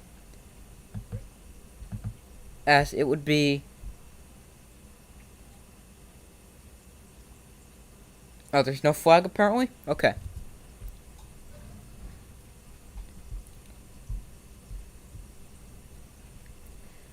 But with the first overall pick thing, I still think you need to have them be, like...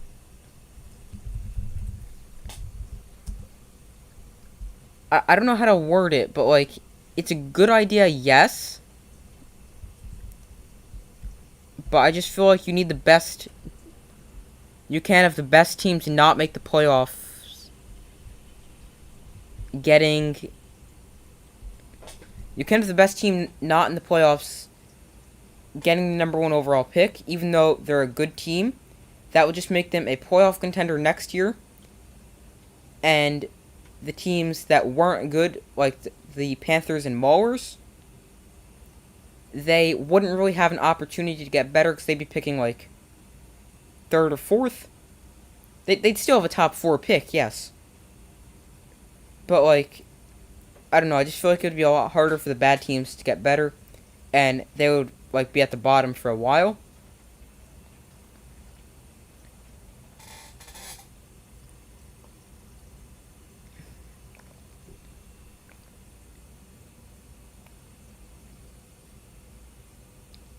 So, what you're saying is a good idea. I just don't completely agree with it, because I don't think you'd be having the worst team.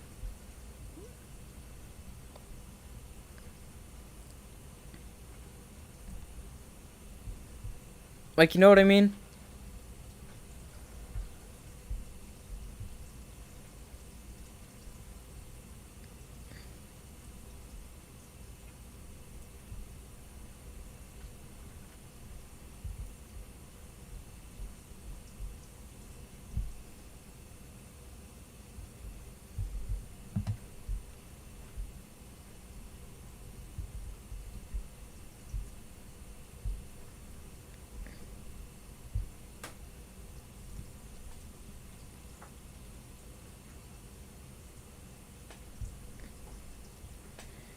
Maybe if the Stars can clean up mistakes, I think they can shut out the Stallions in the second half and win the USFL Championship. Shut out the Stallions.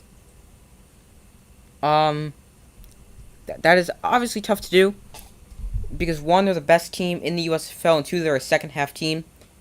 They're so much better in the second half than the first half. But the Stars, they still have a chance. They're only down by 11, and even though it looks one-sided at the half or slightly after, it really wasn't. Here's Williams for a 2-yard run.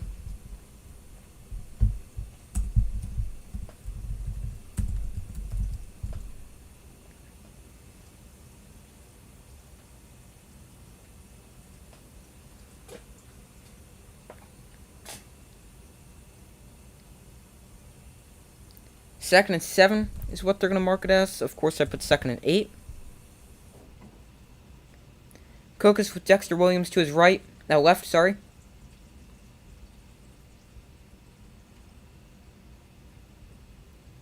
Cocos drops back and throws to Jordan Sewell on a drag route.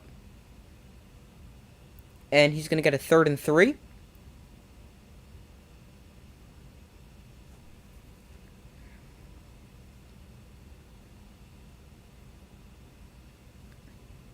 So 3rd and 3.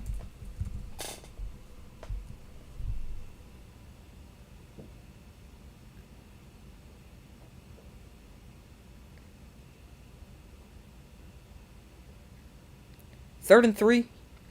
Cocos to throw. Stallions bring pressure over the middle. There's Chris Rowland on the slant as he gets it up to the 30-yard line. Rowland has been really, really good for the Stars today.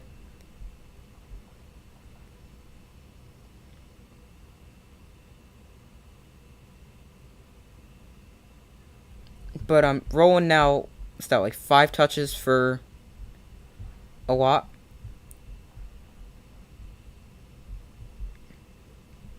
Two catches for 34 yards and 3 carries for 29 yards. Cocos. Here is Devin Gray on the drag route, and he's going to get out of bounds after a gain of 6 to bring up 2nd and 4. Also forgot to change this to 1st down. You'd like to see the best team in the XFL versus the best team in the USFL in 2023.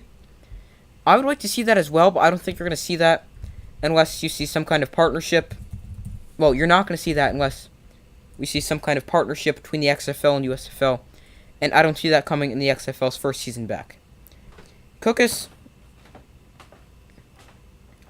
Dump off to running back Dexter Williams. Now has some space. Williams weaving his way through the defenders. And he's inside the 30-yard line for the Stars. I think that's their biggest play today. Like, offensively.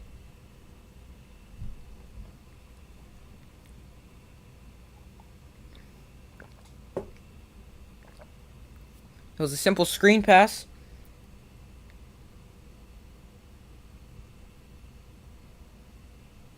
Go Stallions. Okay.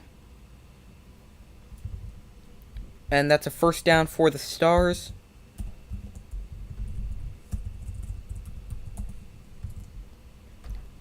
Here's Cookus to throw again. Rolls out right. And again finds Dexter Williams. Williams takes a big hit, but is able to pick up the first down.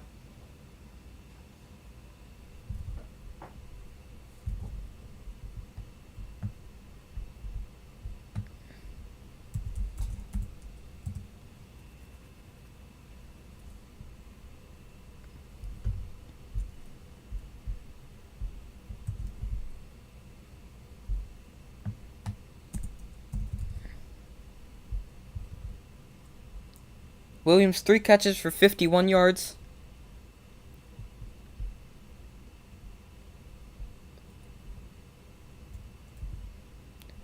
Here is backup running back Paul Turry as he falls forward and gets a yard to bring up 2nd and 9.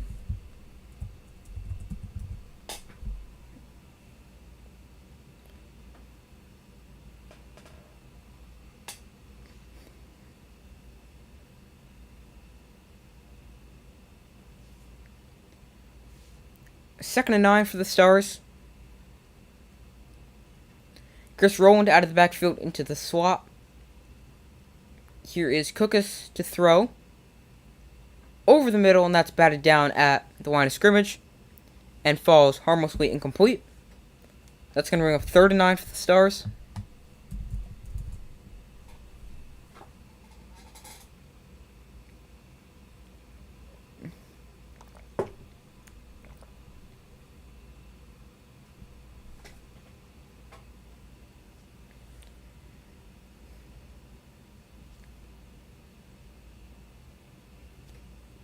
If the Stars can make something happen, then this is their championship.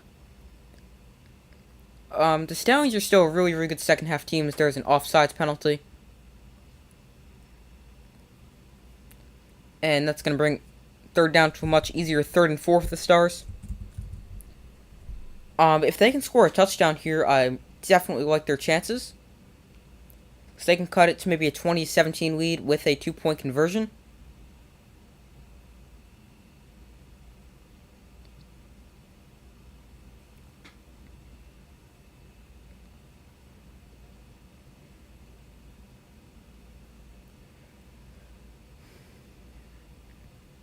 The USFL should add more teams to make it 16. I believe they said expansion was the goal in 2024. Maybe not up to 16 teams, but like maybe eventually up to 16. From like 8, maybe to 10.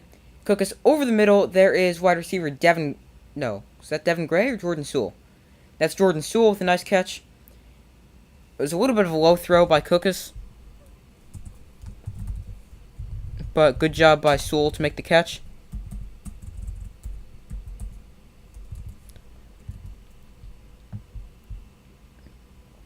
But the USFL, their goal is expanding in 2024. And as I said, I don't know if that's... I doubt that's up to 16, doubling the league. But maybe just going 2 to like 10 or something like that. And then eventually 12, then 14, 16, stuff like that. I don't know, maybe just increase by 2. Dexter Williams got stopped behind the line of scrimmage, and that brings up 2nd and goal.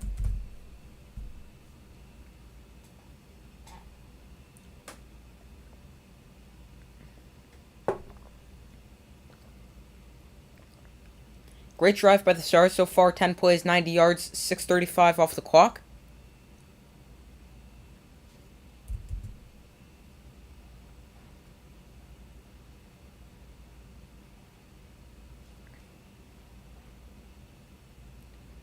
Here's Cookus, and that pass is batted down at the line of scrimmage. You're still going for the Stallions because the Stars need something to happen, or the championship goes to the Stallions. Yeah, the Stars definitely need something. I think a touchdown here for them would be huge.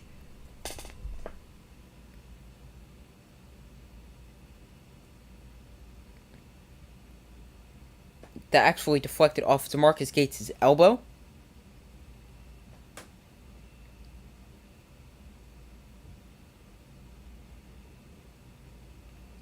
Third and goal from the 5-yard line. Cookus to throw. Rolls out right. Escapes. Defender. He's got to go up a little bit more. Cookus. End zone. Touchdown. Jordan Sewell. Jordan Sewell with the touchdown for the Stars, as that cuts this lead to 20-15.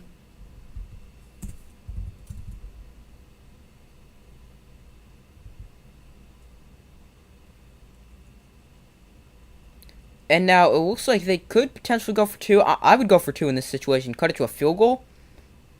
I'm definitely doing that here. Paxton Lynch is winning Paxton Lynch is winning MVP next year. Wait a minute. Here we got. They wind up for the extra point, but called the first timeout. So I think they may go for two now. Paxton Lynch is winning MVP next year.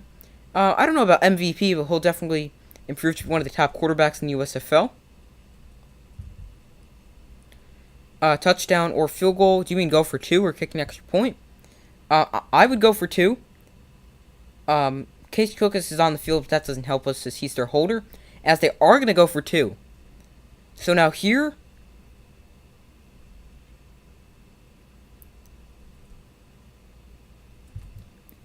so this is what the USFL, I believe they call the Jeff Fisher rule.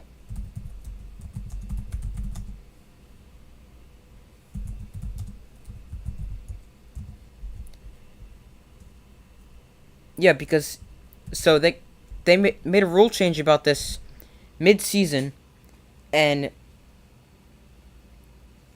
it was so Fisher originally he's the Panthers head coach for anyone that doesn't know that.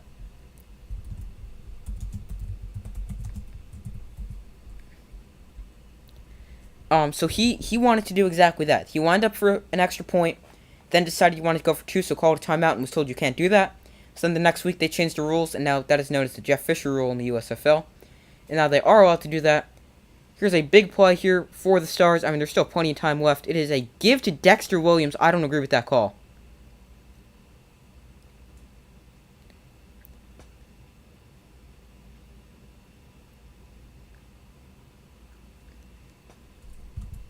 I mean, you just scored a touchdown throwing the ball from the 2. I don't agree with that call. I'm throwing the ball again. Let me know what you guys would have done there, but I would not have thrown the ball. Ran the ball. I would have thrown the ball. Yeah, I still hope the Stallions win and will hold on to their lead. Holding on right now after that missed 2-point attempt. I don't think they should have gone. I don't think they should have ran the ball in that situation. They definitely should have thrown the ball.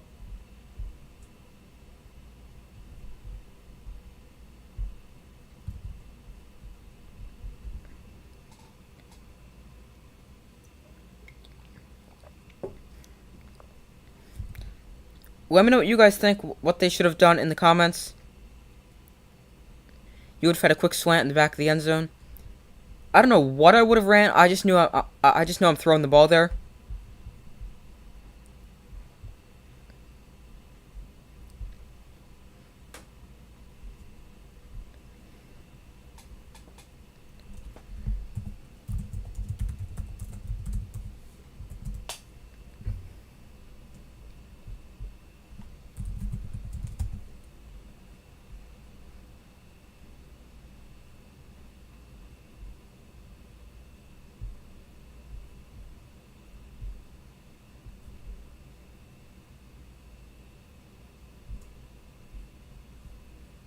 if you have a fast running back, you would call that. Not necessarily fast, but powerful. Like, I would feel more comfortable giving the ball to Bo Scarborough there, because he's shown he could definitely break tackles.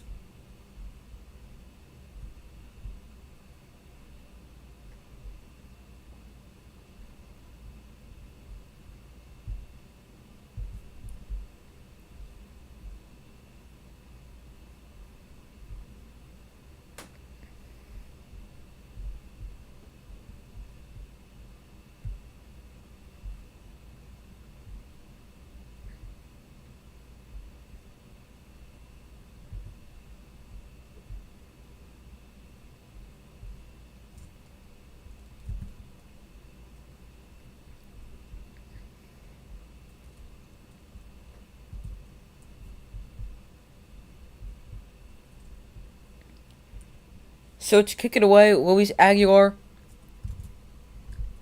as maybe something that factored into that decision to go for two. As I mean, I would have. Here's another squib kick. Can he like not kick? Like why are they doing squib kicks? Bolden has trouble with it, as he's tackled back at his own 20. Maybe that's the hope that it gets through. I have no idea what the plan is there.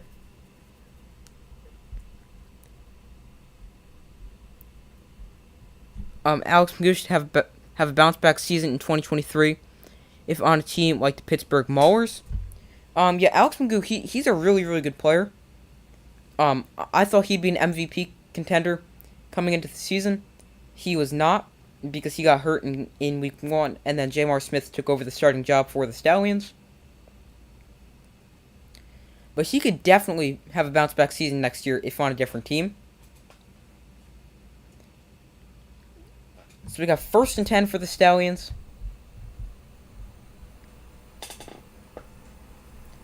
As that pass is incomplete, intended for Marlon Williams. Sorry, I also forgot to change the down and distance from 2-point attempt.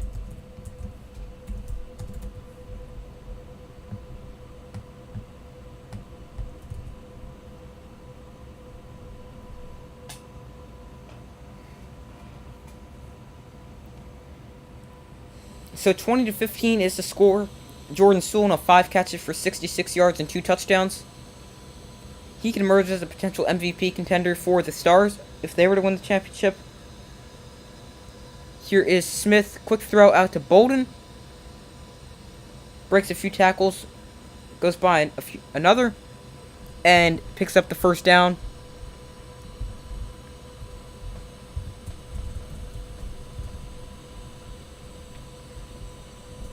The Stars still have a chance to beat the Stallions. Definitely, it's only a 5-point game. There's still plenty of time left.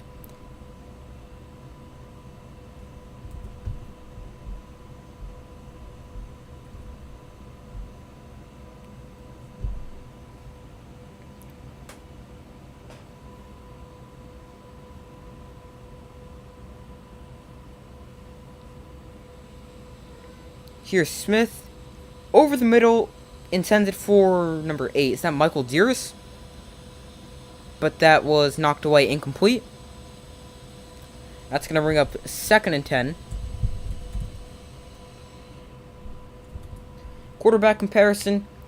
Cookus has been better so far, throwing for 190 yards and 2 touchdowns. No interceptions, compared to Smith, 126, a touchdown and no interceptions. Stallions, legit. They are a very, very good team. Go Stallions, okay. Currently up 20-15. 2nd and 10 for the Stallions. Quick throw, a little bit of a high throw, out to Adrian Hardy, number 16. And there is a flag down on the field.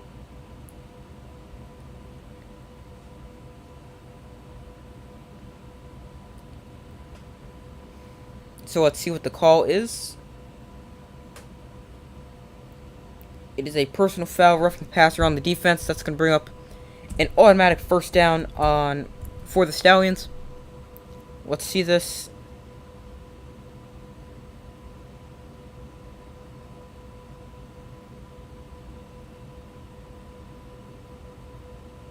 Yeah, I could definitely agree with that. He took multiple steps towards the quarterback after it was thrown.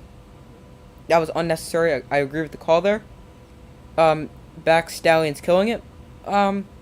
they've been playing well. The Stars have also played well. They just scored a touchdown to tie it up, or bring it within 5, and missed on a 2-point conversion attempt.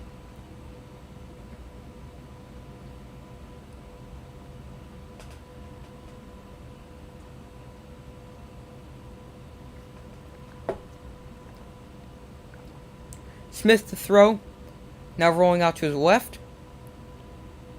and he's just going to throw it away. Looked like he had nowhere to go with the football, as he had a ton of time before the pressure got to him, and he threw it away. And he just could not find anywhere to go with the football.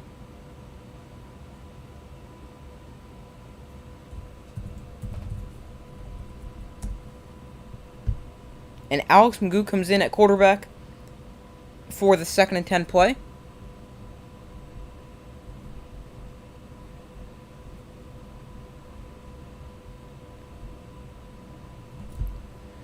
Let's see, they've used Alex Magoo in the run game a lot as a runner. Nope, he was going to throw, now he's going to run.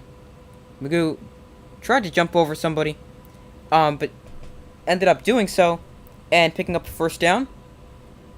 As there's the rushing ability of Alex Magoo, that I thought he was going to be a good enough passer that his rushing ability was going to really make him stand out as a true MVP contender, because he was going to be a good passer, and I knew he was a good runner coming into the season already.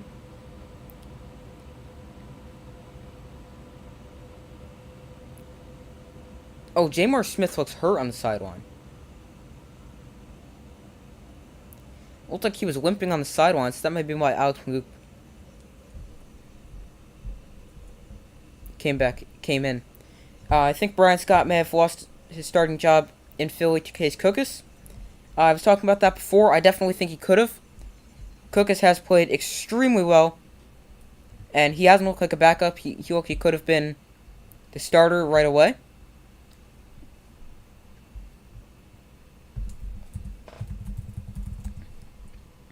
But, yeah, Brian Scott is definitely going to battle if he wants his starting job back.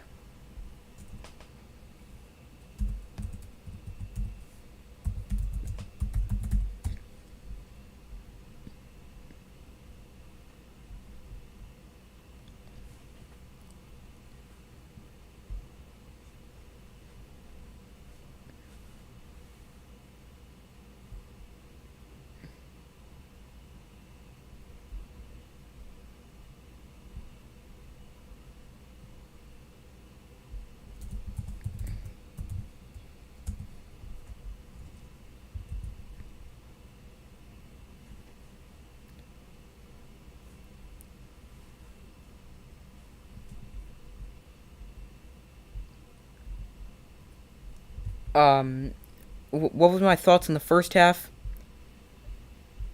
So at the first half, it was 20-9 at the end of the first half. I still thought the Stallions would win. I didn't think the Stars played that bad. I didn't think they played that great either. Stallions were definitely the better team. Some good runs by Bo Scarborough. He had 7 carries for 121 yards, making him look like the MVP front runner for the championship at the half. He had a great game, and is having a great game. Still 7 carries for 121 yards and a touchdown.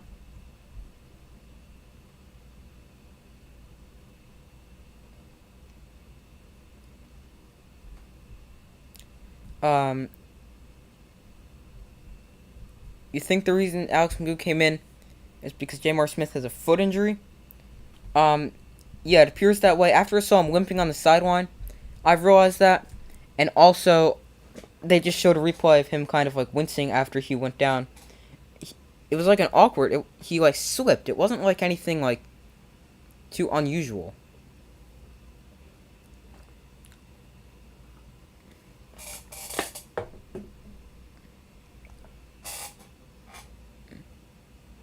So Alex Magoo in at quarterback, 1st and 10 for the Stallions. Here is Scarborough on the handoff.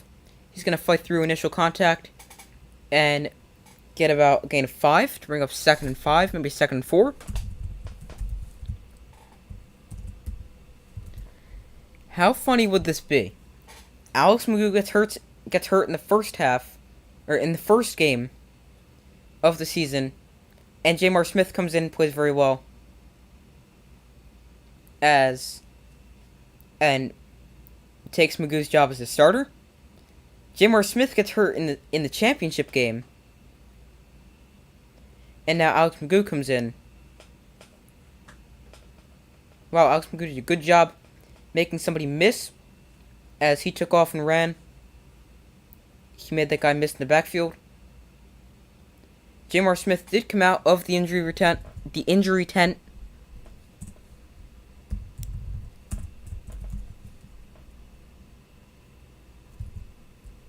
Something about Alex Magoo is he is not.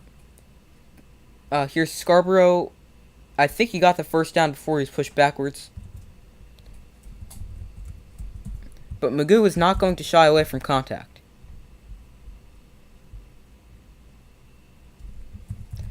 Alex Magoo is underrated, definitely. So now I thought he was going to be a really, really good player coming into the season.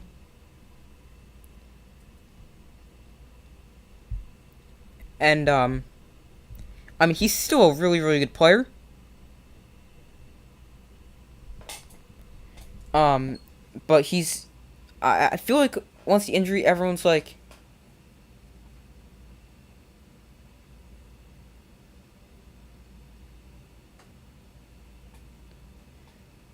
everyone kind of forgot about Alex Magoo, as we now got the fourth quarter upon us. I'll get back to the comments in a second.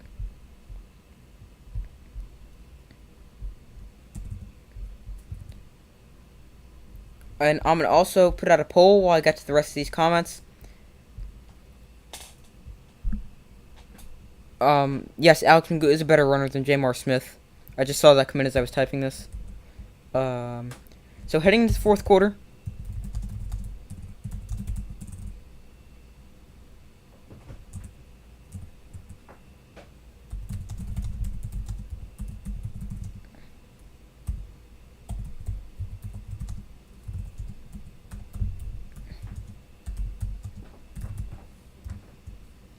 So heading into the fourth quarter, Stallions up 20-15. Who wins?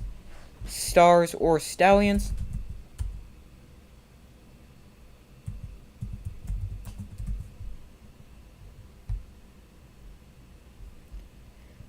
Jamar needs some painkillers. If Jamar is out, Stars may have...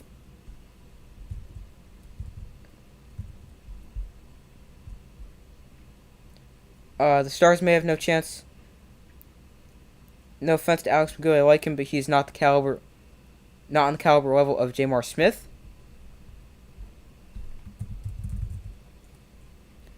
So I do think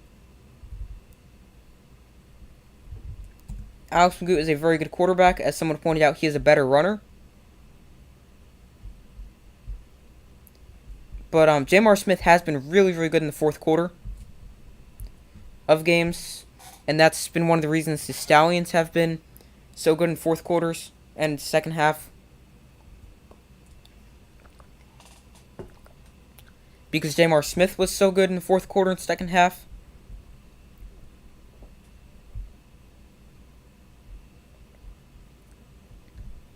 This is funny. Alex Magoo gets hurt in week 1 and Jamar Smith gets injured in the championship game. Yeah. You live in Birmingham. Cool. Have you gone to any of these games? Like any of the regular season games in Birmingham? And being that you live in Birmingham, are you a Stallions fan?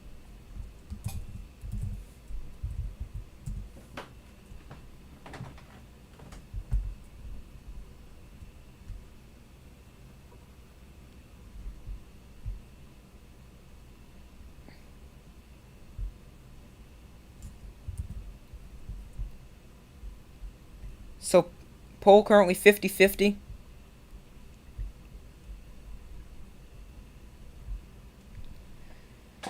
So, I'm going to end this when we get to the 14-minute mark of the fourth quarter, so you guys have a little bit more time. I'm still going with the Stallions. They've led... So, here's their point differential by quarter. First quarter is -3. Second quarter +10. Third quarter +15, and fourth quarter +57. So that's how much better they are in the fourth quarter than anything else. You went to 3 games, and the Stallions are your squad. Cool. Alex Magoo still in at quarterback. Magoo over the middle. Oh, almost intercepted. That went through the hands of Victor Bolden and then off the hands of Amani Dennis, who almost had an interception before.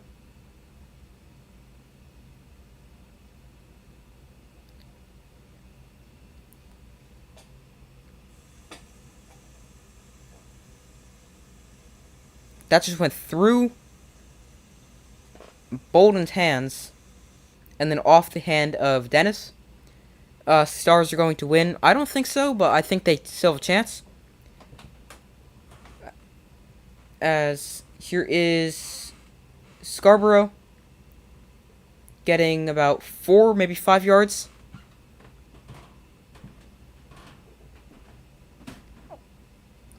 And he's going to bring up a 3rd and 5. Also forgot to change that to 2nd and 10. Sorry about that.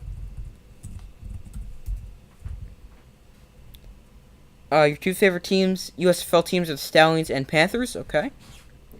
Going to bring up a 3rd and 5. Also forgot to change that to 2nd and 10. Sorry about that.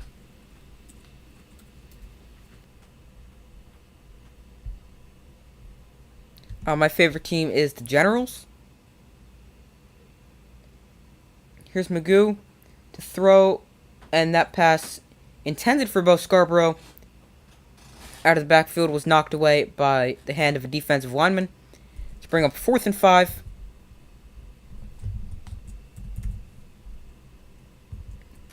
As the Stallions will come on to attempt a field goal.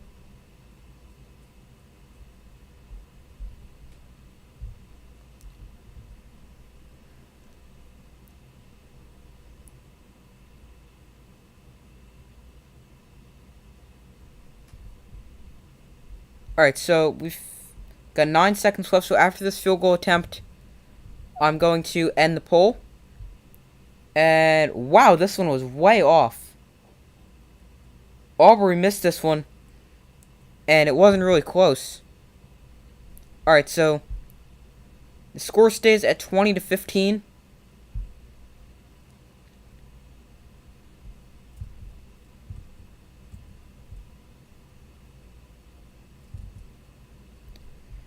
And it is now 1st and 10 Stars. I'll get to the comments in 1 second.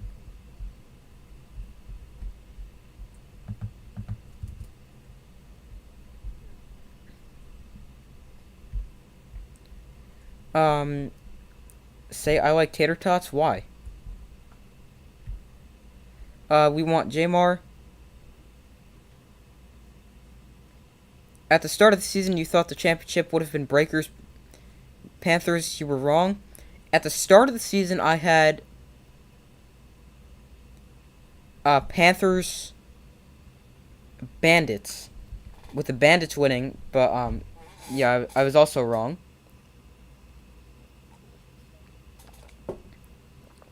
At least one of your teams actually made the playoffs. Neither of my preseason picks did.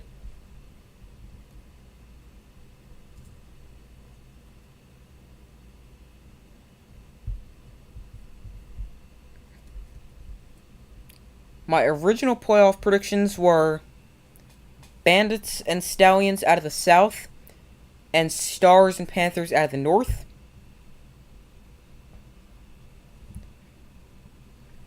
So, I was like close on that, but like with the championship game, I was way off. Yeah, Aubrey missed that kick by quite a bit.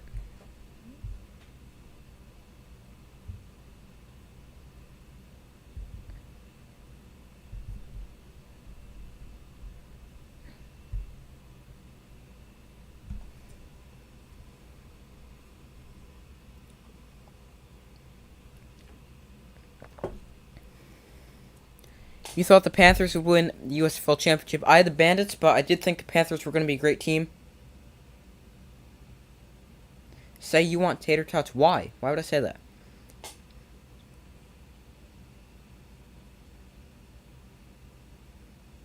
So we got 20-15, 14:04 remaining in the 4th quarter. As the Stars get the ball after the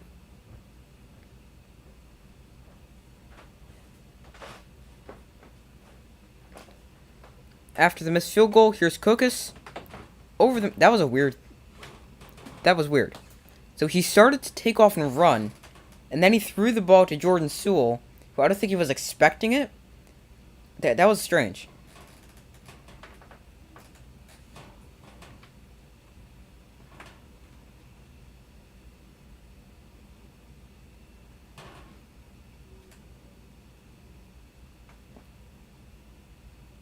And they may call a late hit on the quarterback right there.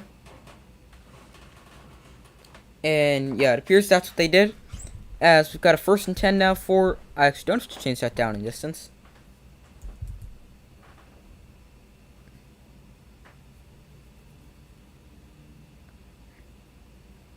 So 1st and 10. 13:59 remaining.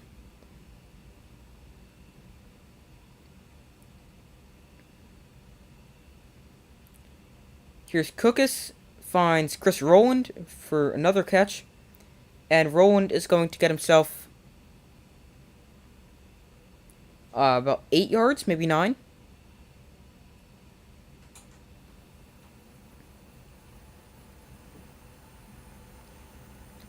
Let's go Stars, okay. Defense. Let's see.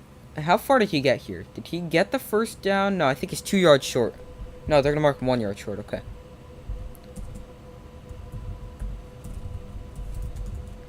Second and 1. Here is Cookus on play action. Finds Bug Howard for his first catch of the game.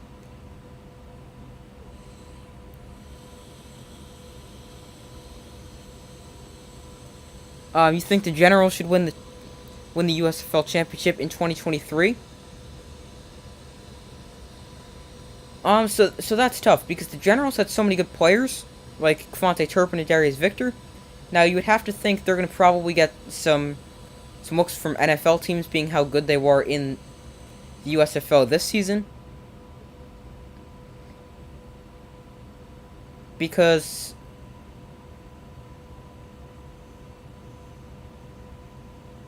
here is Dexter Williams as he gets the 1st down.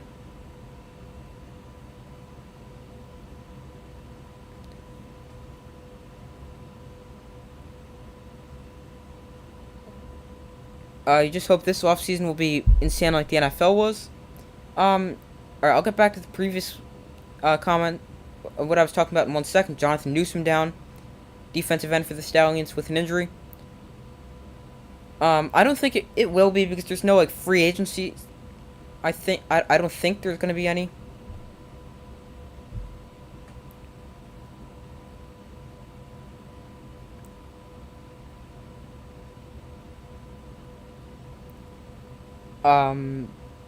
What was I saying? Oh, the Generals. Because, so you're going to get, like, Turpin and Darius Victor, other players like that. They can potentially get looks from NFL teams. Because of how good they were. So then, if they make a practice squad or something like that, then the Generals could be without some good players like that. And so it would be difficult because you wouldn't know who. I don't know.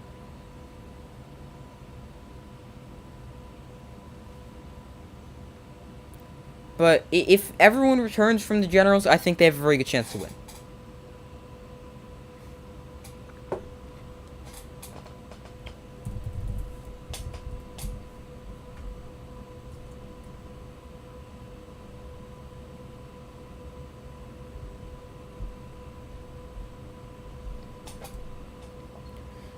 Win right here.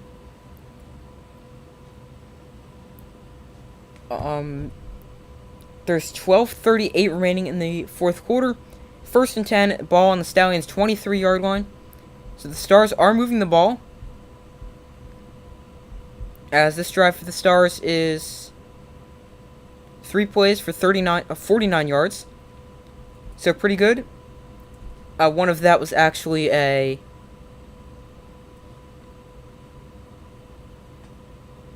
They're actually not counting the penalty as a play. But 15 of those yards... am I drinking water? Yes.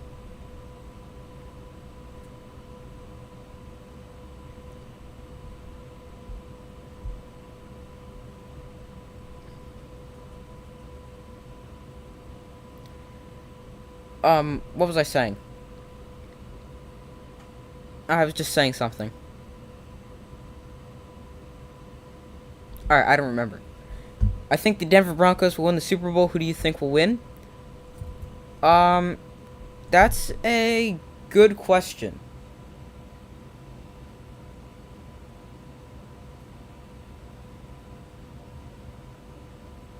I don't know. I would go with the... I don't know. There's so many good teams.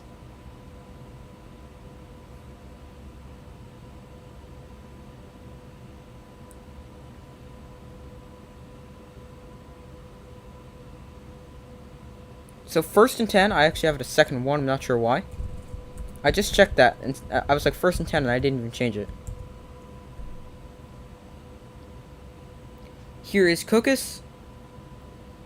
And he gets sacked by number 97. I believe that is Dondra Tillman. Let me check real quick.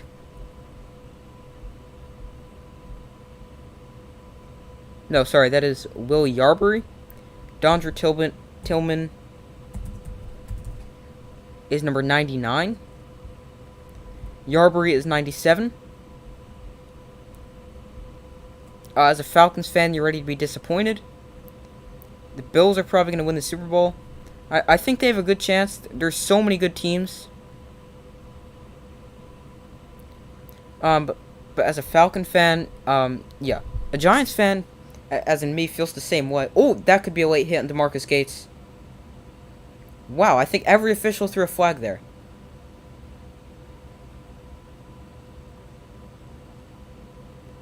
And now there's some pushing and shoving after the play.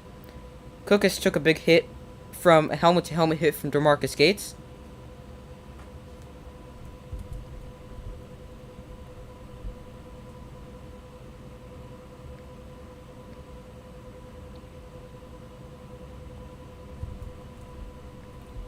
Alright, let's see. This should definitely be a penalty on DeMarcus Gates for a late hit.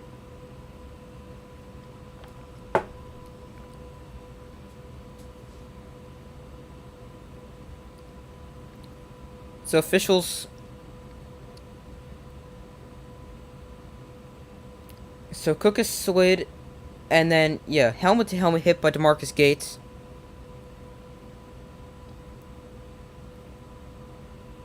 That should definitely be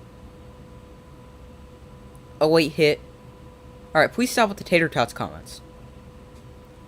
But let's see if they're going to call any other penalties.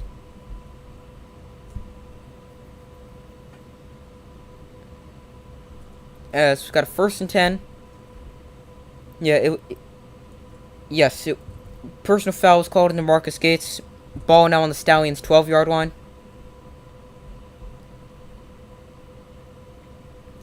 Who's going to win the national championship? You think Alabama?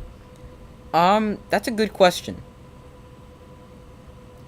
I haven't really looked a whole lot into the college football season. Like, I know there's some crazy conference realignment coming in the next few years. Here's Cookus. End zone incomplete. That's going to bring up 2nd and 10. Just move the chains.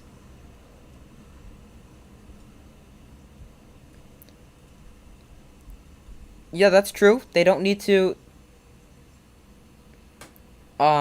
get a touchdown here. Just worry about moving the sticks. Ohio State.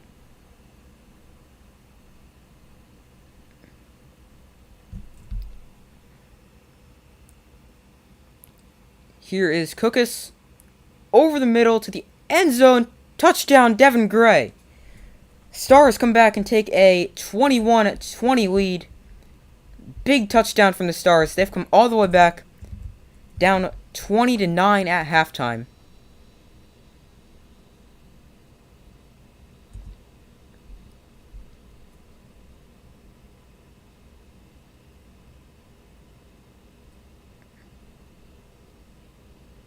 The Stallions didn't score points at all in the second half. That is very true. And for a team that's a second half team, now the Stars are going to go for 2. Let's hope they've learned from their previous failure that they should not run the ball here. And yeah, I think they're not going to run the ball 'cause they're coming out in the empty formation. No. Pistol formation, sorry. Dexter Williams is behind him. They are going to throw. Cookus. End zone. Jordan Sewell. Wow, he caught it. I thought that was going to get knocked away. So now the Stars take a 23-20 lead.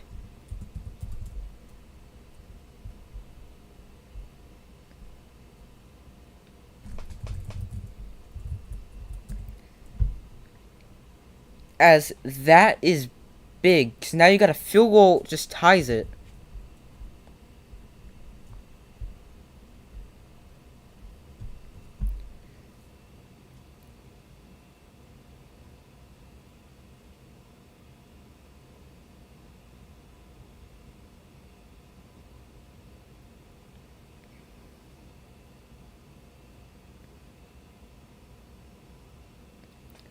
So now the Stallions find themselves... Is it trailing for the first time today? Hold on, let me check real quick. I think it might be.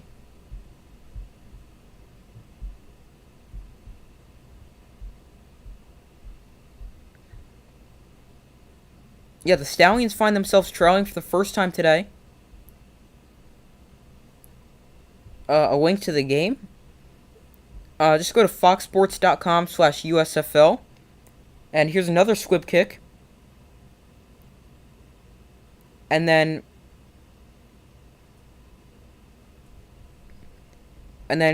you can watch it there. Like, you have to click on the game first.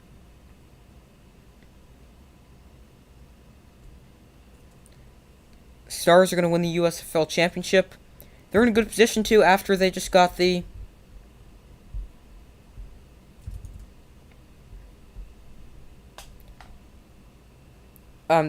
after they just took their first lead of the day.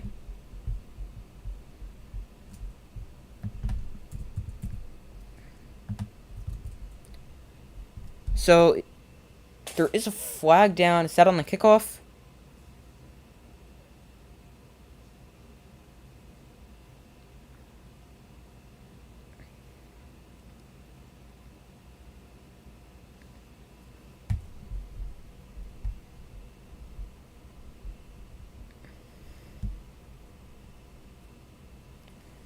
So now Case Cookus has established himself as an MVP contender if the Stars were to get the win.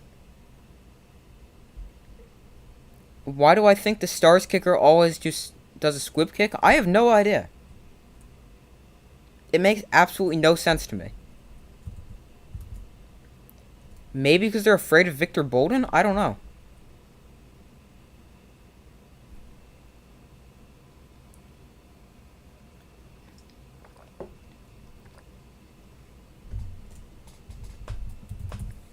Because Bolden is a very dangerous returner.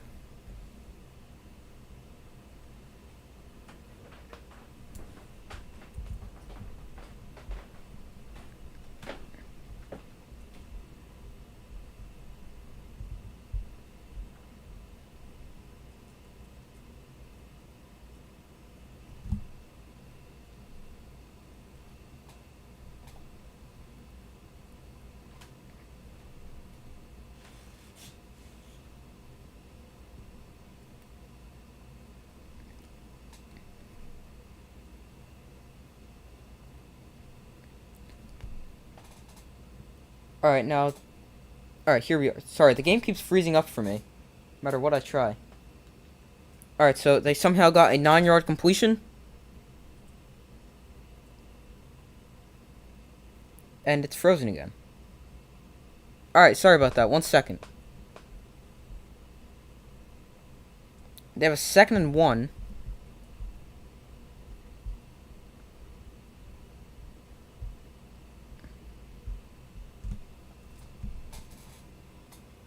Let me see if I can get this working. Hold on 1 second.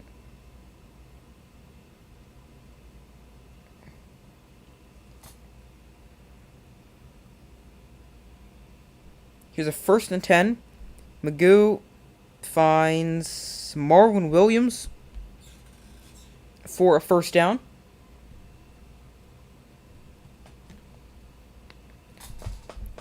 Alright, sorry about that real quick. Alright, now I'll get to the comments. First down, Stallions, yes. What is the link to watch the game, and does it cost to watch? So if you go to Fox Sports, let me go here. If you go to foxsports.com/USFL/scores, then you're going to see the game. It's going to say Stallions versus Stars or whatever it says.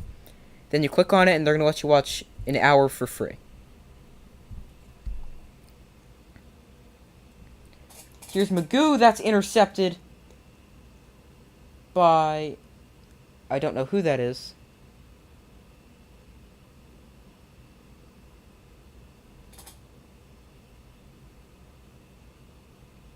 Alright, here we go. I don't know why it just randomly paused. Alright, sorry about that.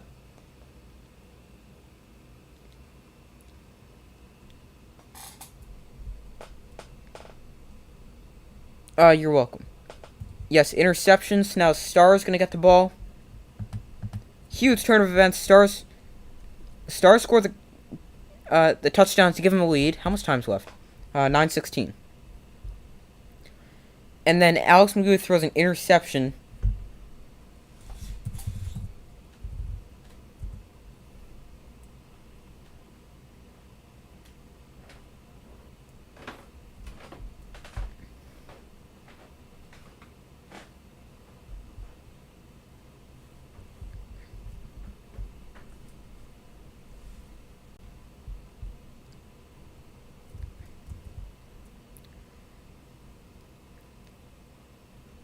So now the Stars are going to get the ball. Where are they getting the ball? At the Stars. Alright, so because the game was freezing up for me, I didn't really get to see a whole bunch of this drive. But it seems like they were moving the ball rather effectively. There was a 9-yard pass, 11-yard pass, 15 yards, and then interception. They were moving the ball. 4 plays, 35 yards before the interception. And now the Stars are going to get the ball just shy of midfield at their own 47, sorry.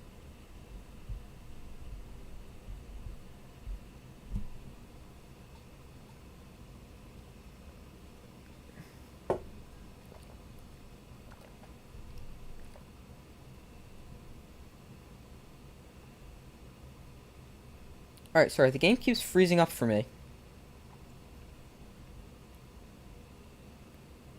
I don't know why.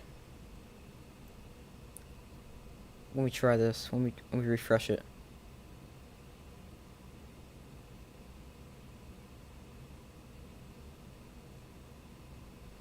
Alright, I don't know what that computer's doing, so I got the game over here. Now it's working? This makes no sense.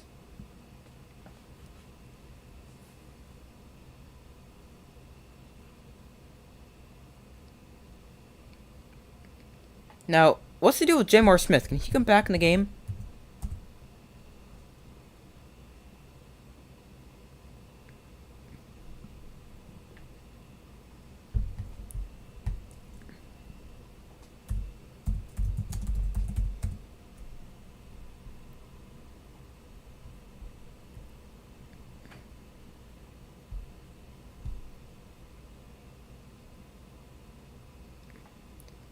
Alright, so... Alright, here we go. Now this is working. This makes no sense. So, Stars first and 10 at their own 47. Here's Cookus with the handoff to, and it's freezing again, Paul Terry, who's going to get 3 up to midfield.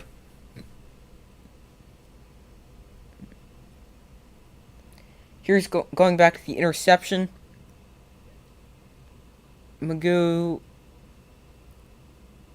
Oh, okay, it was not his fault. It was off the hands of CJ Marable. And it's going to bring up 2nd and 8.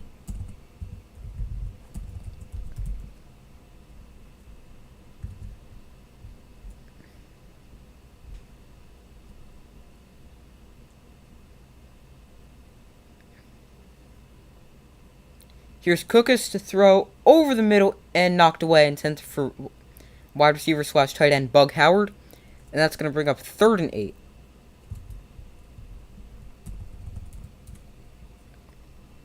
So now, I don't know what the injury is to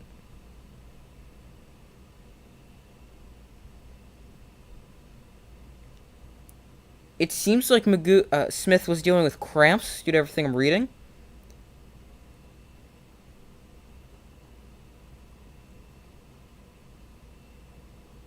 But, I don't know.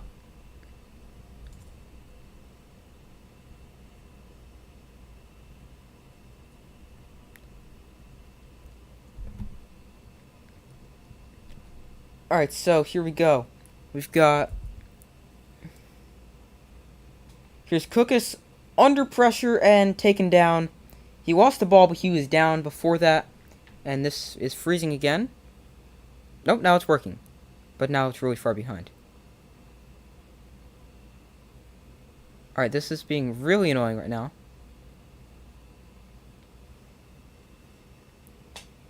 Well, the Stallions is going to be like the Falcons after after winning 20-9 in a championship game. Is that Case Cookus that's down on the field? Yeah, I think it is. He was also dealing with a back injury at the end of last game, but did come in to finish the game, and it's 4th and 16 after the sack. So imagine we finished a championship game with backup quarterbacks playing. Yeah, that is Cookus because backup quarterback KJ Costello is throwing on the sideline.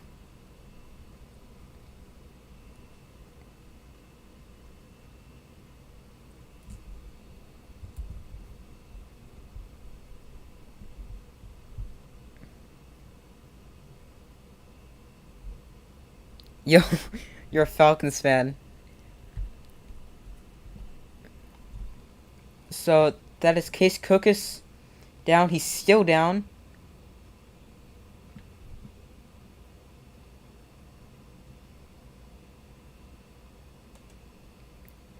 So hopefully Cookus is okay, as he is still down.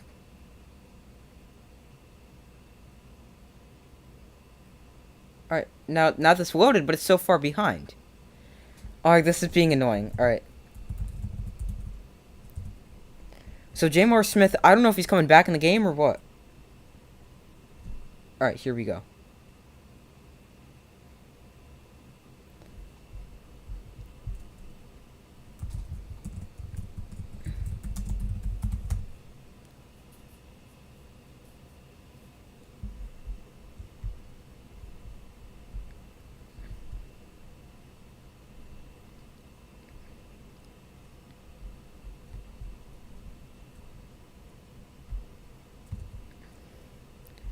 So, hopefully Cookus' injury is not as serious as it looks.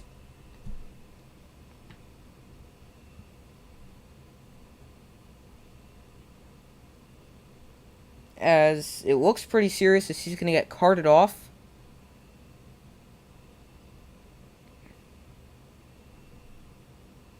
So obviously you never want to see a player get carted off. Alright, now this is working, so I don't get it.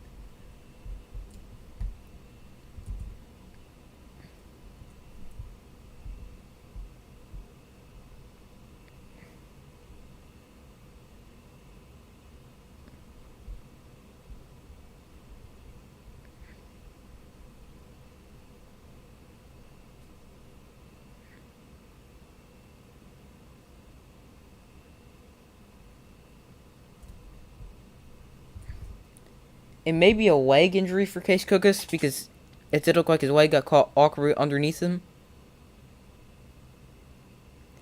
But Aguilar on to punt it away for the Stars.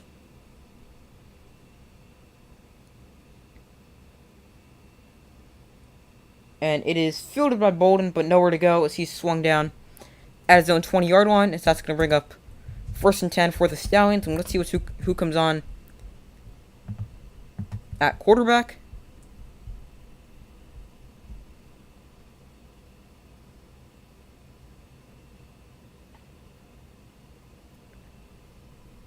There is a flag down on the field, so let's see what that is.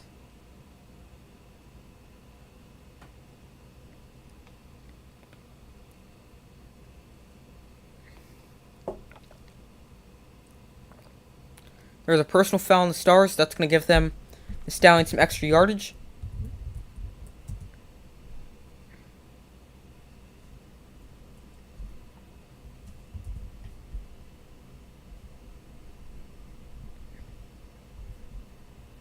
As there is 8:01 remaining.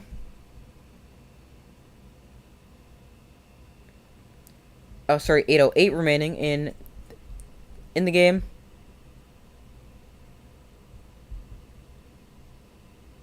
What? This makes no sense. Now it says the program has ended. Okay. But here's Magoo in at quarterback, 1st and 10. And he's going to run. And he's going to get about 4 yards on the scramble. Jamar Smith is on the bike. Just not in the game, so let's see what happens. And it wasn't... I don't think it was that Jamar Smith was benched. It was definitely an injury, as there was no reason for Smith to come out. Let me know in the comments if you saw something differently.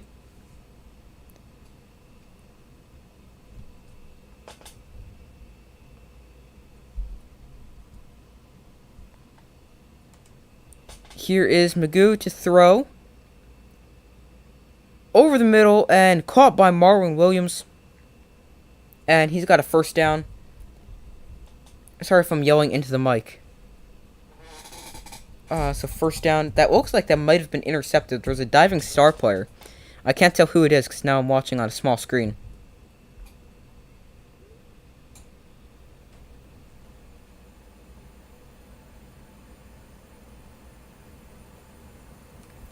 Number 21. I think that's Amani Dennis.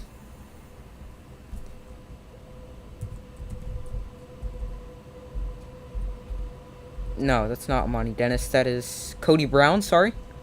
The other safety. So 1st and 10 for the Stallions. Alex Magoo was a starter. Well, this game come down to the end, both teams playing with backup quarterbacks. Alex Magoo was a starter, but he got hurt. Yep. Now here's a give to Marble, who's going to lose 2 yards. It's going to bring up 2nd and 12. 2nd and 11 is what they're going to mark it as.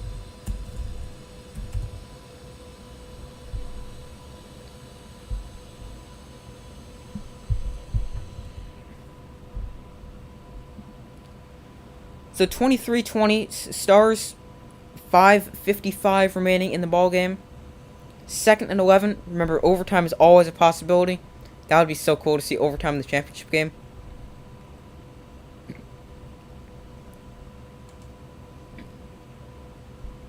Here's Magoo. Fires sideline. There's Victor Bolden.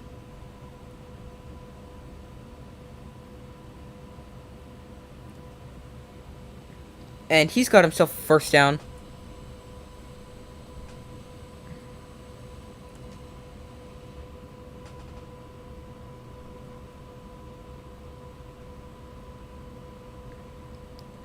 So 1st and 10 Stallions. Sorry, I'm just trying to fix this because I don't get it. It says program has ended.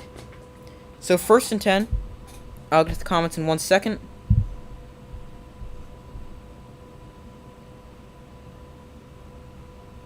Magoo, he faked out the cameraman.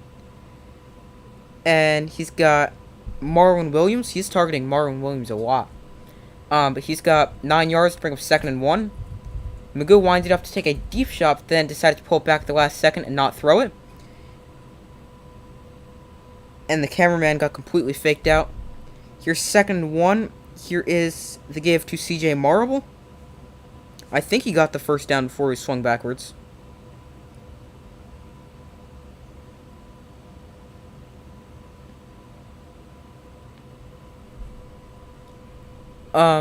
This happened before, so Smith might not come back in the game because the coach might also have benched him.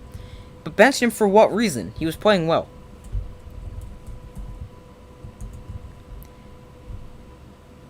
And still hard to believe Shea Patterson was the 1st overall pick. Good player, just not 1st overall material. Well said. He's a pretty good player, but just not.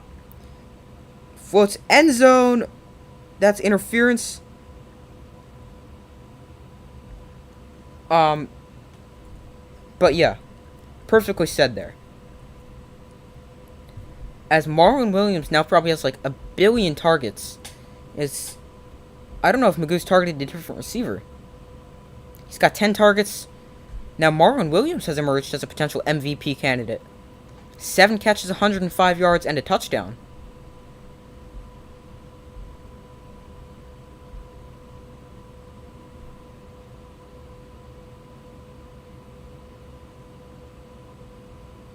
Yes, the Stars came back and took the lead.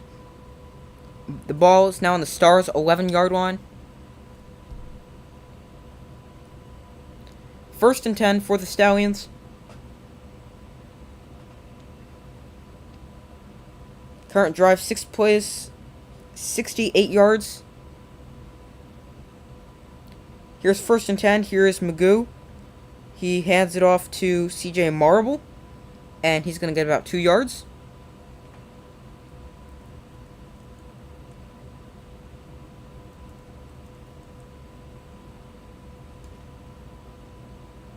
That's going to bring up 2nd and 7. Alright, I don't know why I can't get it to play on the computer screen. So now I'm stuck watching on a small screen. Sorry about that. Like, it's still going to be fine, but it's just more annoying for me. So now I got to try to see who these players are on a small screen. 2nd and 7.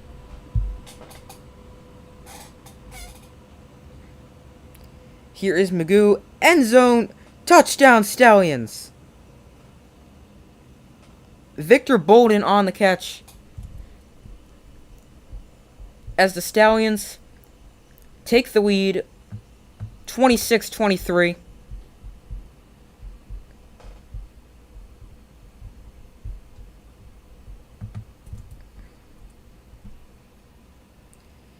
As they take a 3-point lead with 3:09 remaining.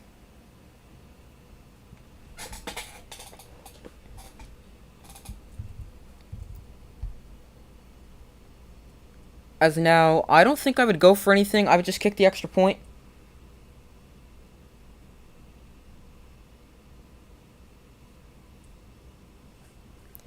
Because, yes, that's what they're doing. As that would just make it a 4-point game, which is... the most you would make it was a 6-point game. As the kick is missed left. So Brandon Aubrey misses this one, and that is huge. That's going to keep the score at a 3-point game, so now field goal can tie it. Now, speaking of someone who may need to get benched, that might need to be the kicker, but who do you bench the kicker for? The punter? New Jersey has the potential to be the Chiefs of the USFL. They have a lot of potential. I think they still should have beaten the Stars. I mean, the Stars are a really, really good team, but I just think the Generals are a lot better.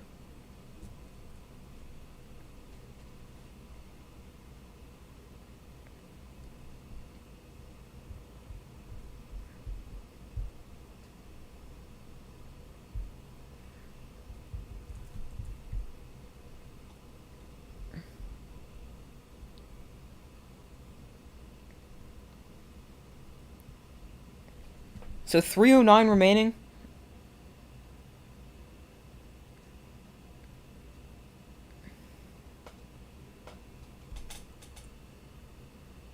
As now on for the kickoff. As I'm just gonna change this ball marker now because.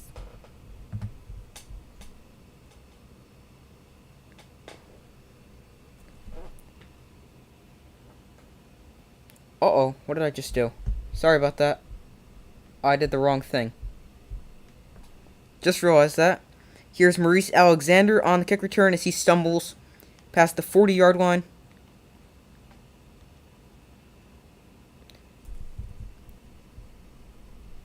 How much time is left? There is... Oh, I'm right here. 3:09 remaining.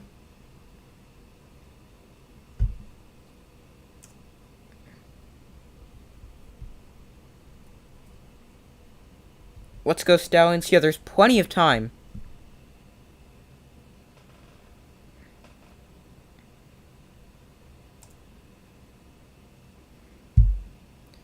First and 10 Also forgot to put the down and distance up.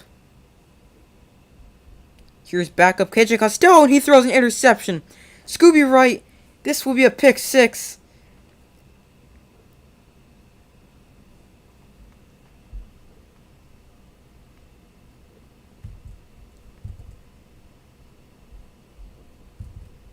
And that is probably a game sealer unless... Now, this is the time for a missed extra point when the Stars really, really need one. So that gives them a 32-23 lead. Now remember, this is still a one-possession game.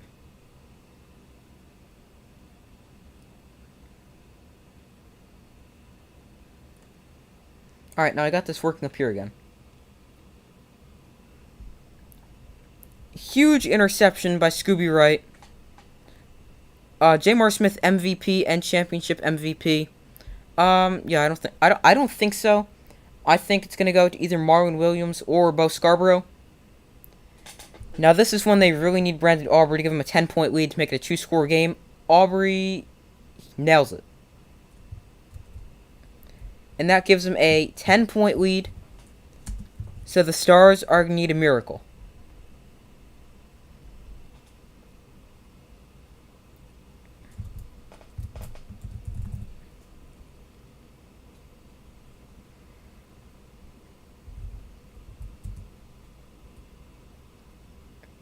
Costello threw it, and intended wide receiver Devin Gray was just not paying attention.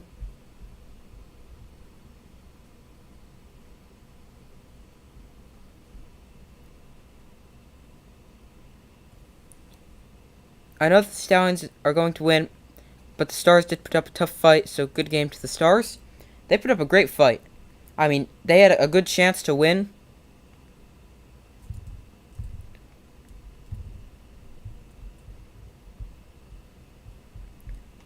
As I'm just going to get this ready for... I mean, there's still time. How much time is there? There's still plenty of time. There's still 2:53.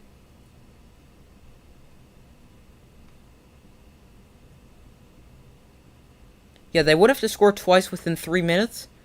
I mean, it is doable, because remember, the onside kick rule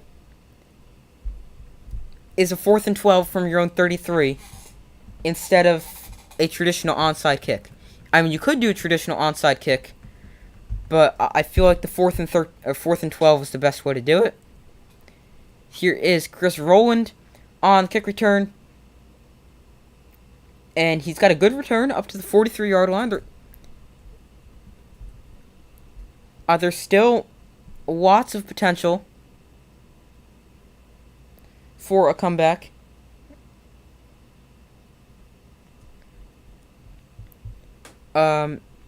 Scooby Wright makes the NFL. Hope you agree. He deserves it. He's a really, really good player in the USFL. So yeah, I'm gonna do a list of players, 10, maybe 20 players that deserve a chance in the NFL. Like 10 USFL players that deserve a chance in the USFL.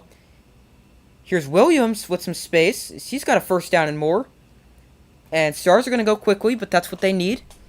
Extra point is good, now a rarity. Yeah, I know.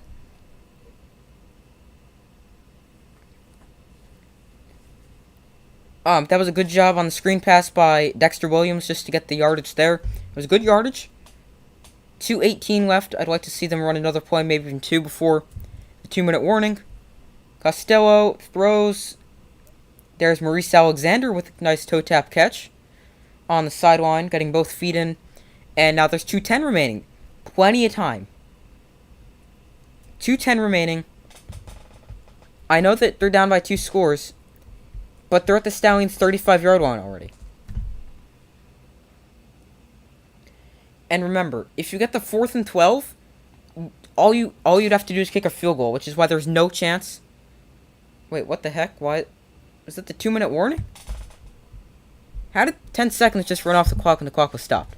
That makes no sense, but okay.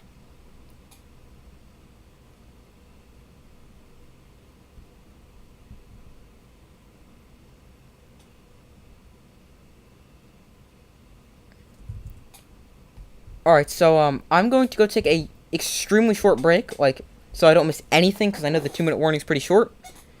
But I will be right back, and I'm in the shortest break possible.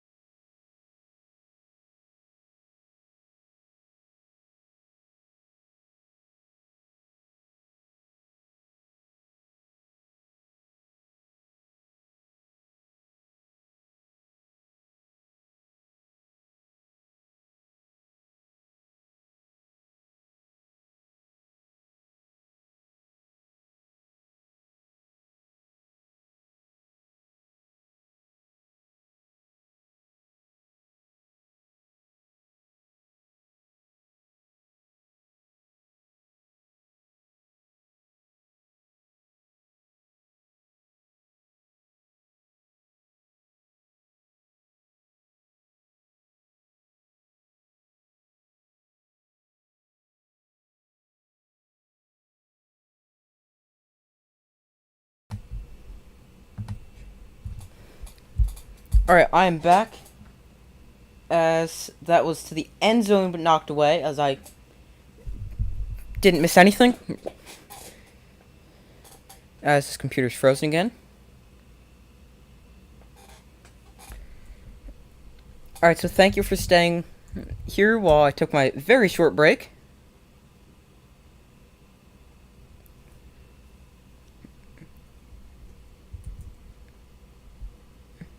Here's Costello. Over the middle, there's Devin Gray. And he gets the first down and gets out of bounds. Maybe just short of a first down. With 1:47 remaining. Yep, they are going to give him a first down.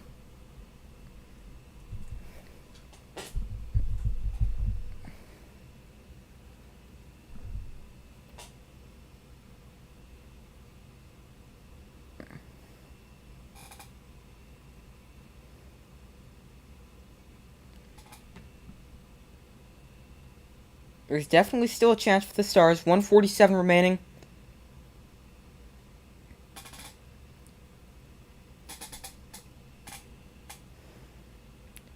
Here is Costello to throw. Finds touchdown Stars! Chris Rowland for the touchdown. There's still a chance.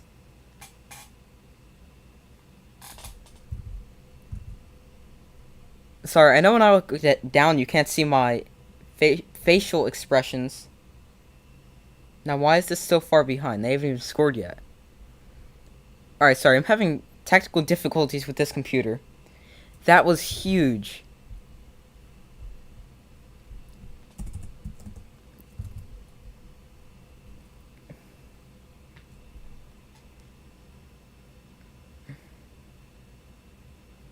So now, Aguilar on for the extra point, and he got it.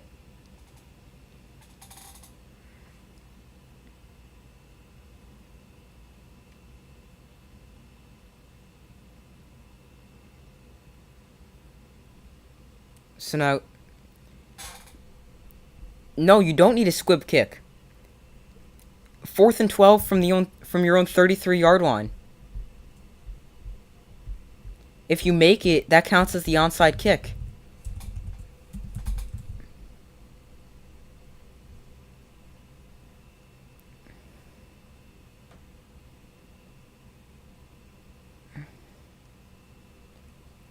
So now, they need their best 4th and 12 play. This is essentially the game.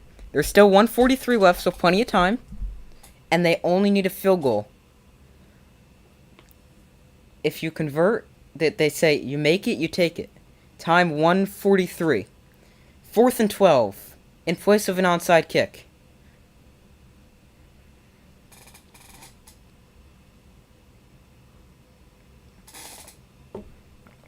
We actually haven't seen this play that often in the USFL.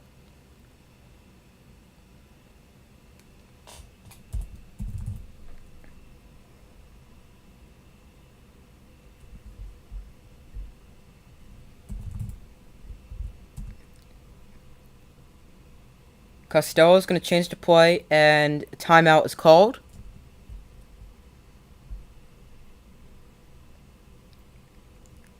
It is called by the Stallions. They want to make sure they're ready.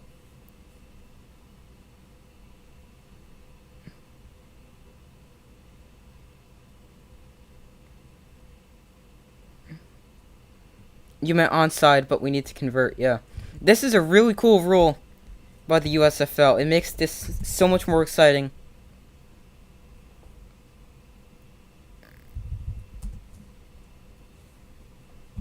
Oh no, it's freezing up. Stop. Oh. I'm so used to having to refresh it.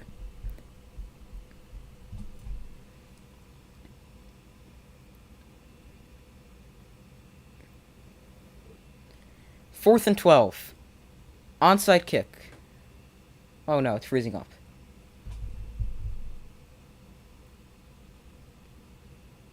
Alright, it's a little bit behind because instead of going back to live, it just skipped a little bit. But hopefully it doesn't freeze up at all.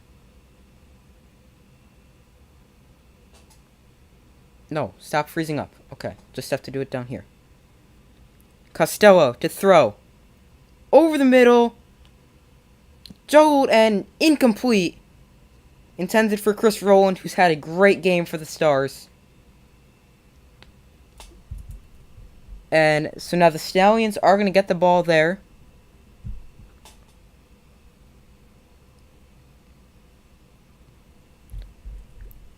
At the Stars' 33-yard line.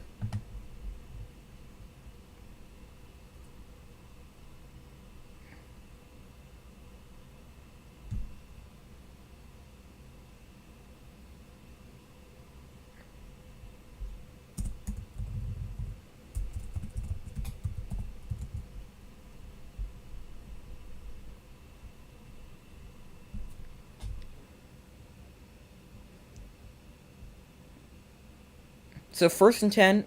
Stars with each team with 2 timeouts remaining. 1:43 left.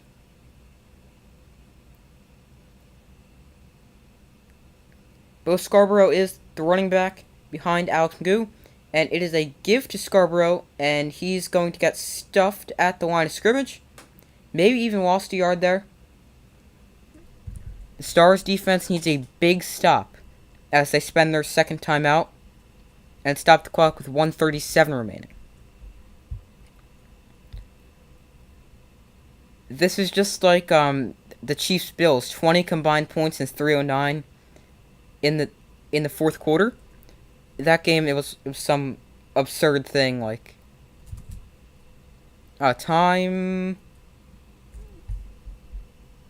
1:37.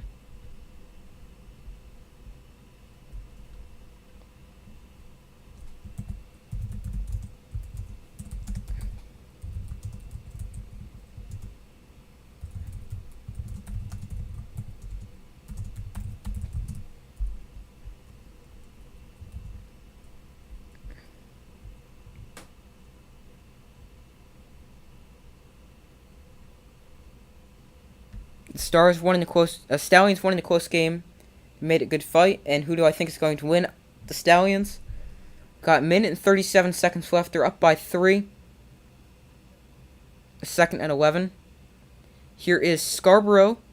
It's only going to be able to get a yard. That's going to bring up 3rd and 10. So now the Stars spend their final timeout with 1:33 remaining.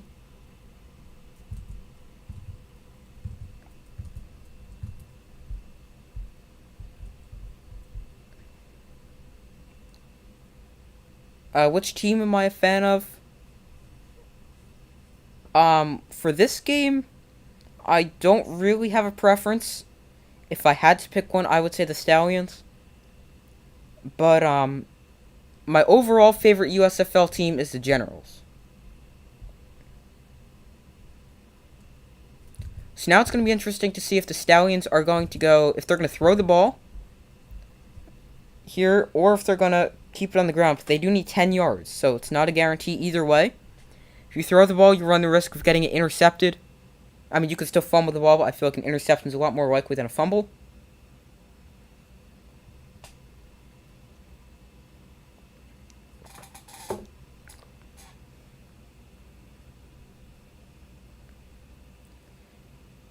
In the shotgun formation, Alex Magoo winds up with Bo Scarborough to his left, and it is a give to Scarborough, and he's going to get stuffed right there at the line of scrimmage. Maybe got a yard. So that's going to bring up 4th and 9. So now on comes, you would have the field goal unit come on, right?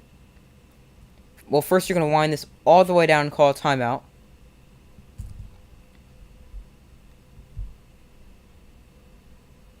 This is definitely the closest and most exciting game I've ever done a live watch party for like this. Like, the General Stallions game was good, but, like, I feel like this game's better. As the Stallions spend their second timeout with 51 seconds remaining.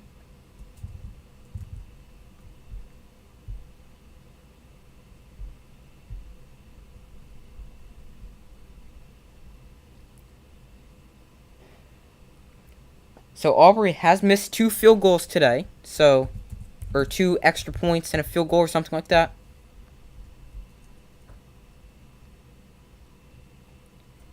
So this is a huge kick for Aubrey. You have a feeling the Stars are going to win. Oh no, it's freezing. There's still a chance. There's 51 seconds remaining.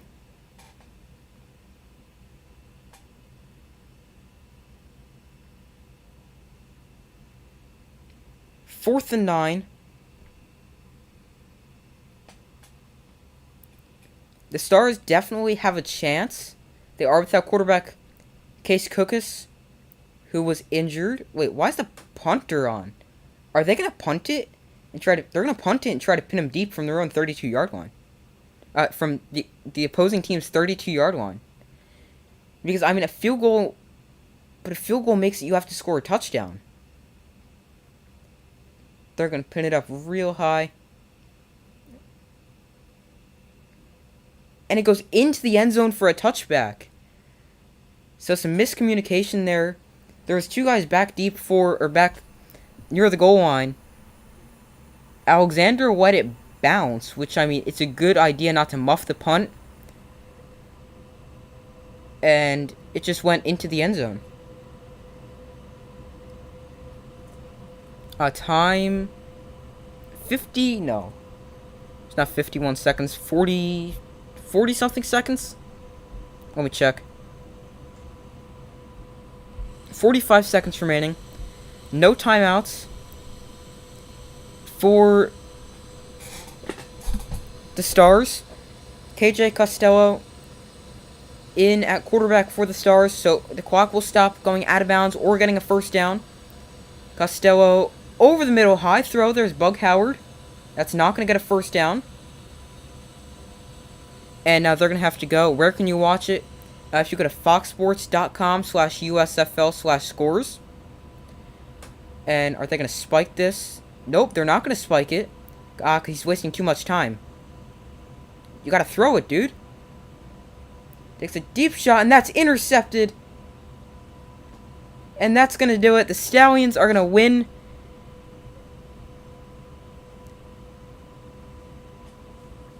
The USFL Championship.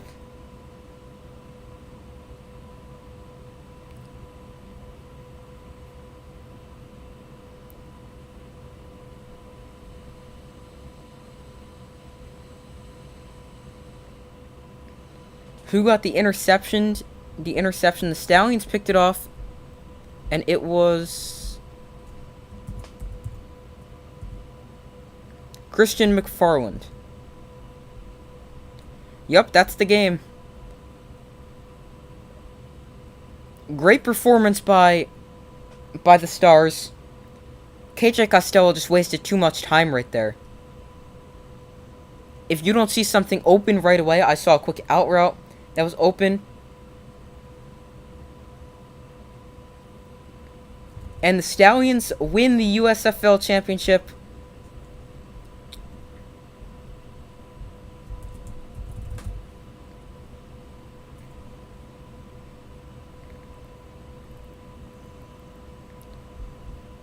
By a final score of 33-30.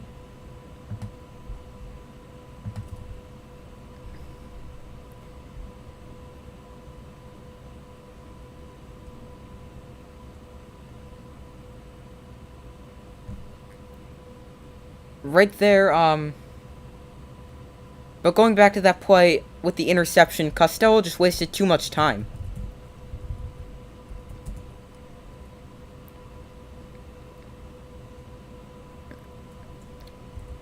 So now, I would imagine they're going to announce the MVP right now and do like a trophy presentation, so we'll stay for that.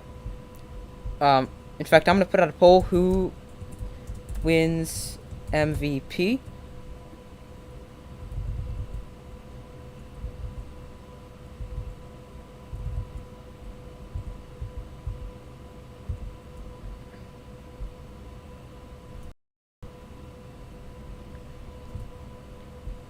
Hold on 1 second.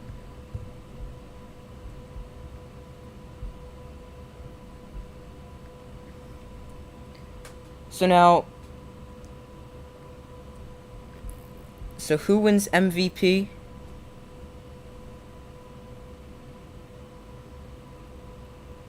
We'll go Bo. How do you spell Scarborough?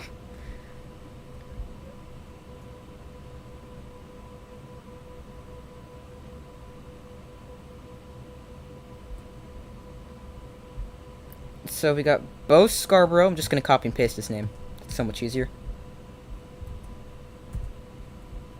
Bo Scarborough. Marwin.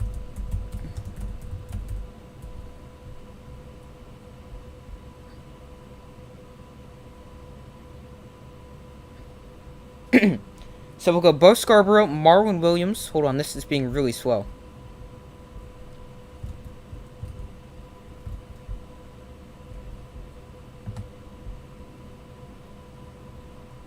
Yeah, trophy celebration and MVP award. Alright, why is this freezing? Sorry about that. I'm trying to get this poll out so you guys can vote on who's going to win MVP.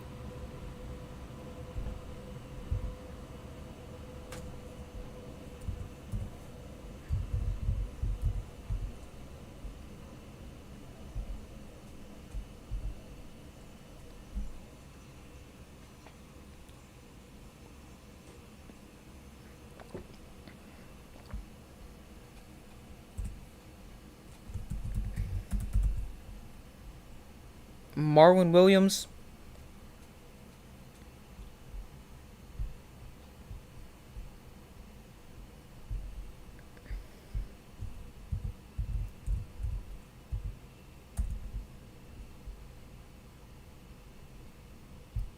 Who wins MVP? Bo Scarborough, Marwin Williams.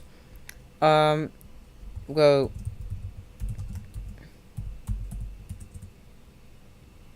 We'll go Scooby Wright because he had the game-sealing pick. Or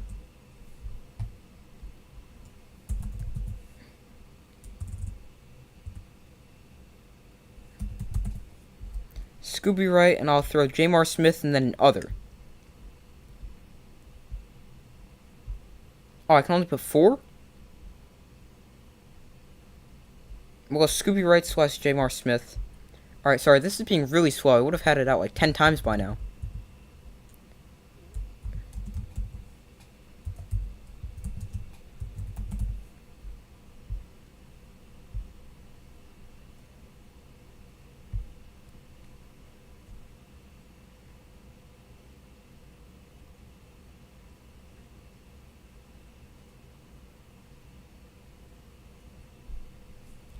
And other.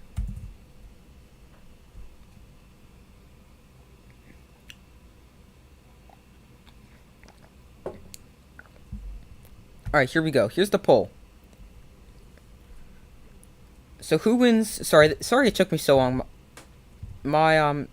It just kept on freezing up, and it like wouldn't let me type and stuff. So it says who's gonna win USFL or who wins MVP? Bo Scarborough, Marlon Williams, Scooby Wright / Jamar Smith, and other. So for me, it's between Scarborough and Williams.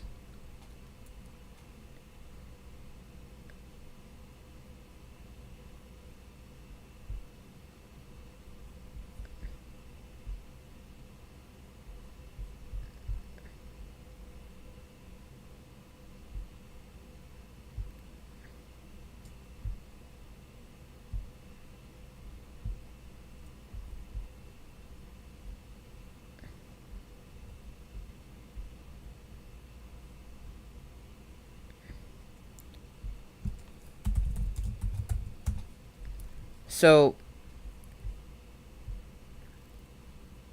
alright, this is being really annoying. Alright, here we go. So far, we've got a split. So make sure to vote on that poll. So I'm just gonna check their final numbers, so I can give them to you guys. Jamar Smith final numbers 10 of 18, 131 and a touchdown. Scarborough 13 for 135 and a touchdown. Marlon Williams 7 for 105 and a touchdown. And Scooby Wright 3 tackles, an interception, an interception and a pick 6, which was a pick 6.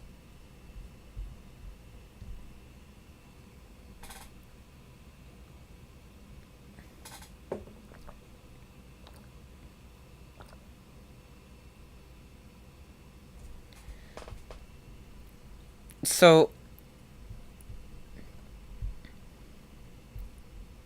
make sure to vote on that poll.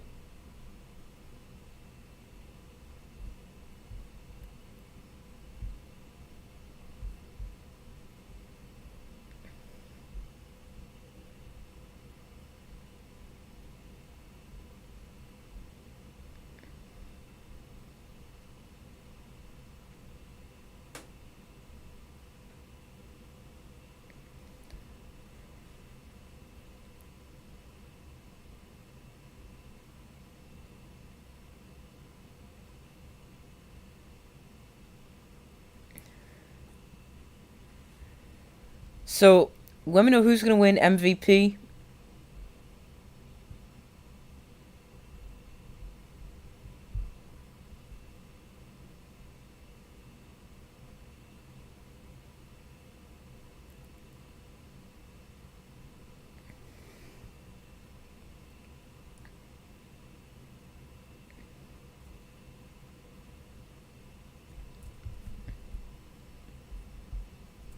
So,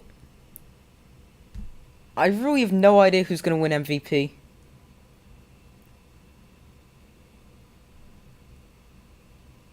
Alright, somehow this computer fell behind.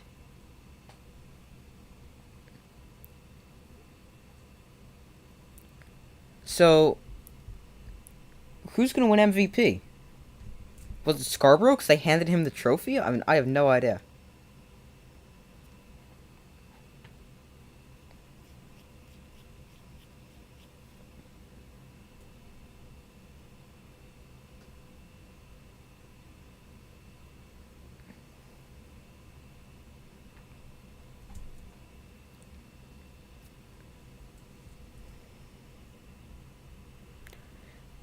Feel bad for Cookus. He's getting married tomorrow. Is he really? And broke his foot too. MVP has got to be Williams though. MVP, I have no idea. Yeah, Cookus, he played a great game. And to see him go out with injury.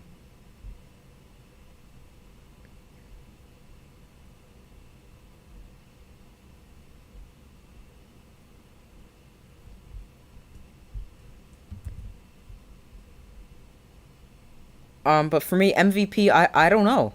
It could go.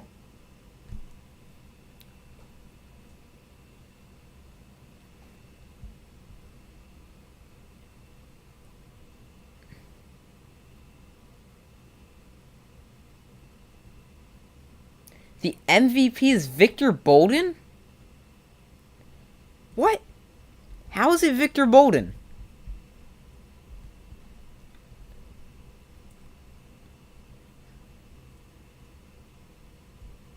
How in the world is the MVP going to Victor Bolden?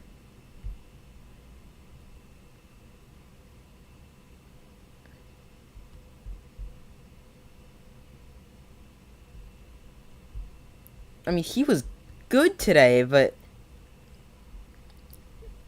6 catches, 64 yards, and a touchdown. And returning 4 for 92? Maybe. I don't know. If you're gonna give it to a receiver, it's gonna be Marvin Williams.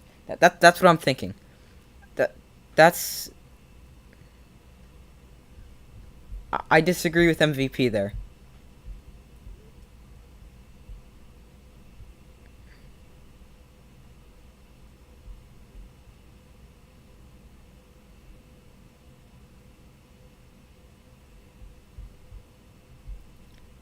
How is.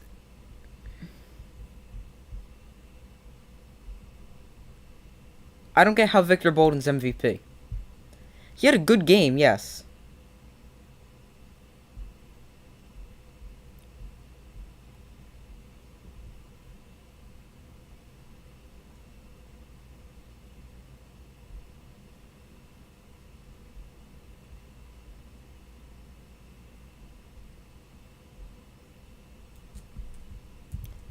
But so the Stars came back. They did, but then it ended up falling short due to an interception thrown by KJ Costello. Case Cook is left with an injury.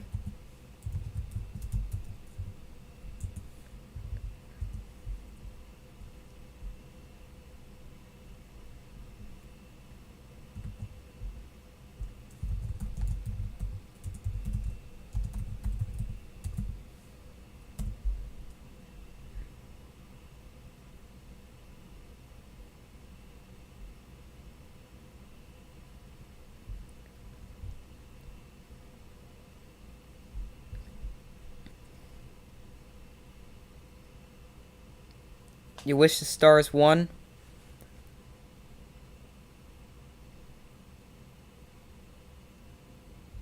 Um, that they put up a great game.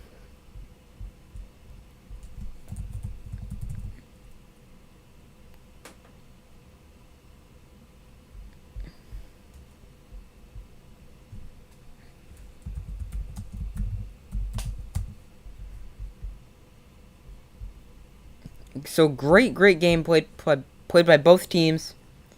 If Case Cook is in this game and he doesn't get hurt, I think there's a really good chance.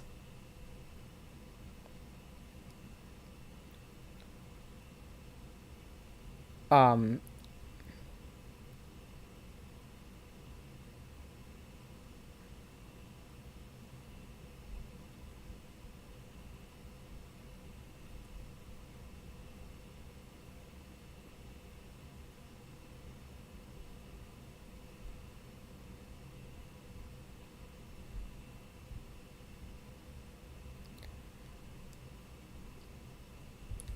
um, so I'm gonna end this poll because MVP has been announced. It's Victor Bolden. I don't get how.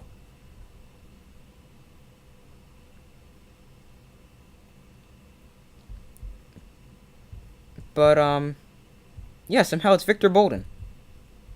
He played a good game.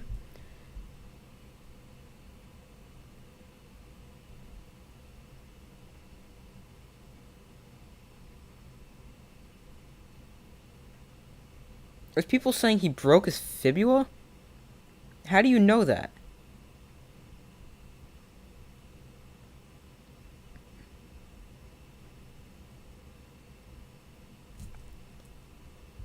But going back to that play with KJ Costello, either spike the ball, or I saw someone coming open on like the quick, it was a quick out route. But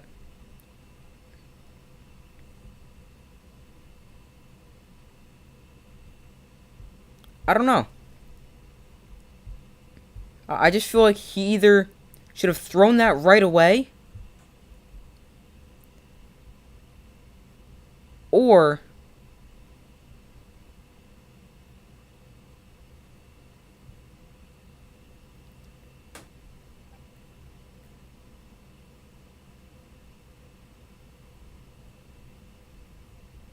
Case Cook is, the broadcast said Case Cook has broke his leg. It's broken fibula. Okay.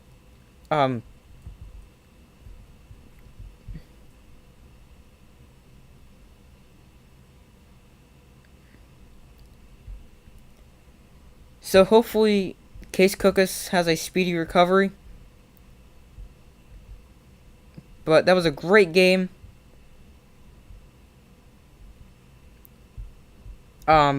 Great way to end the season for the USFL.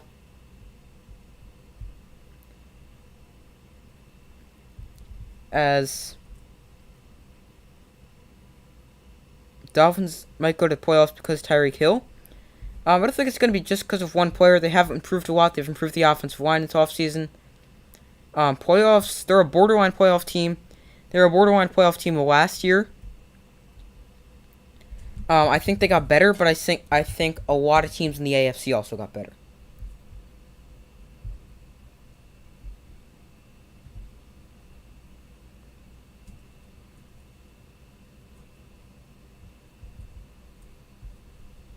So, that's going to do it for this stream. Stars are your 2022 USFL champions.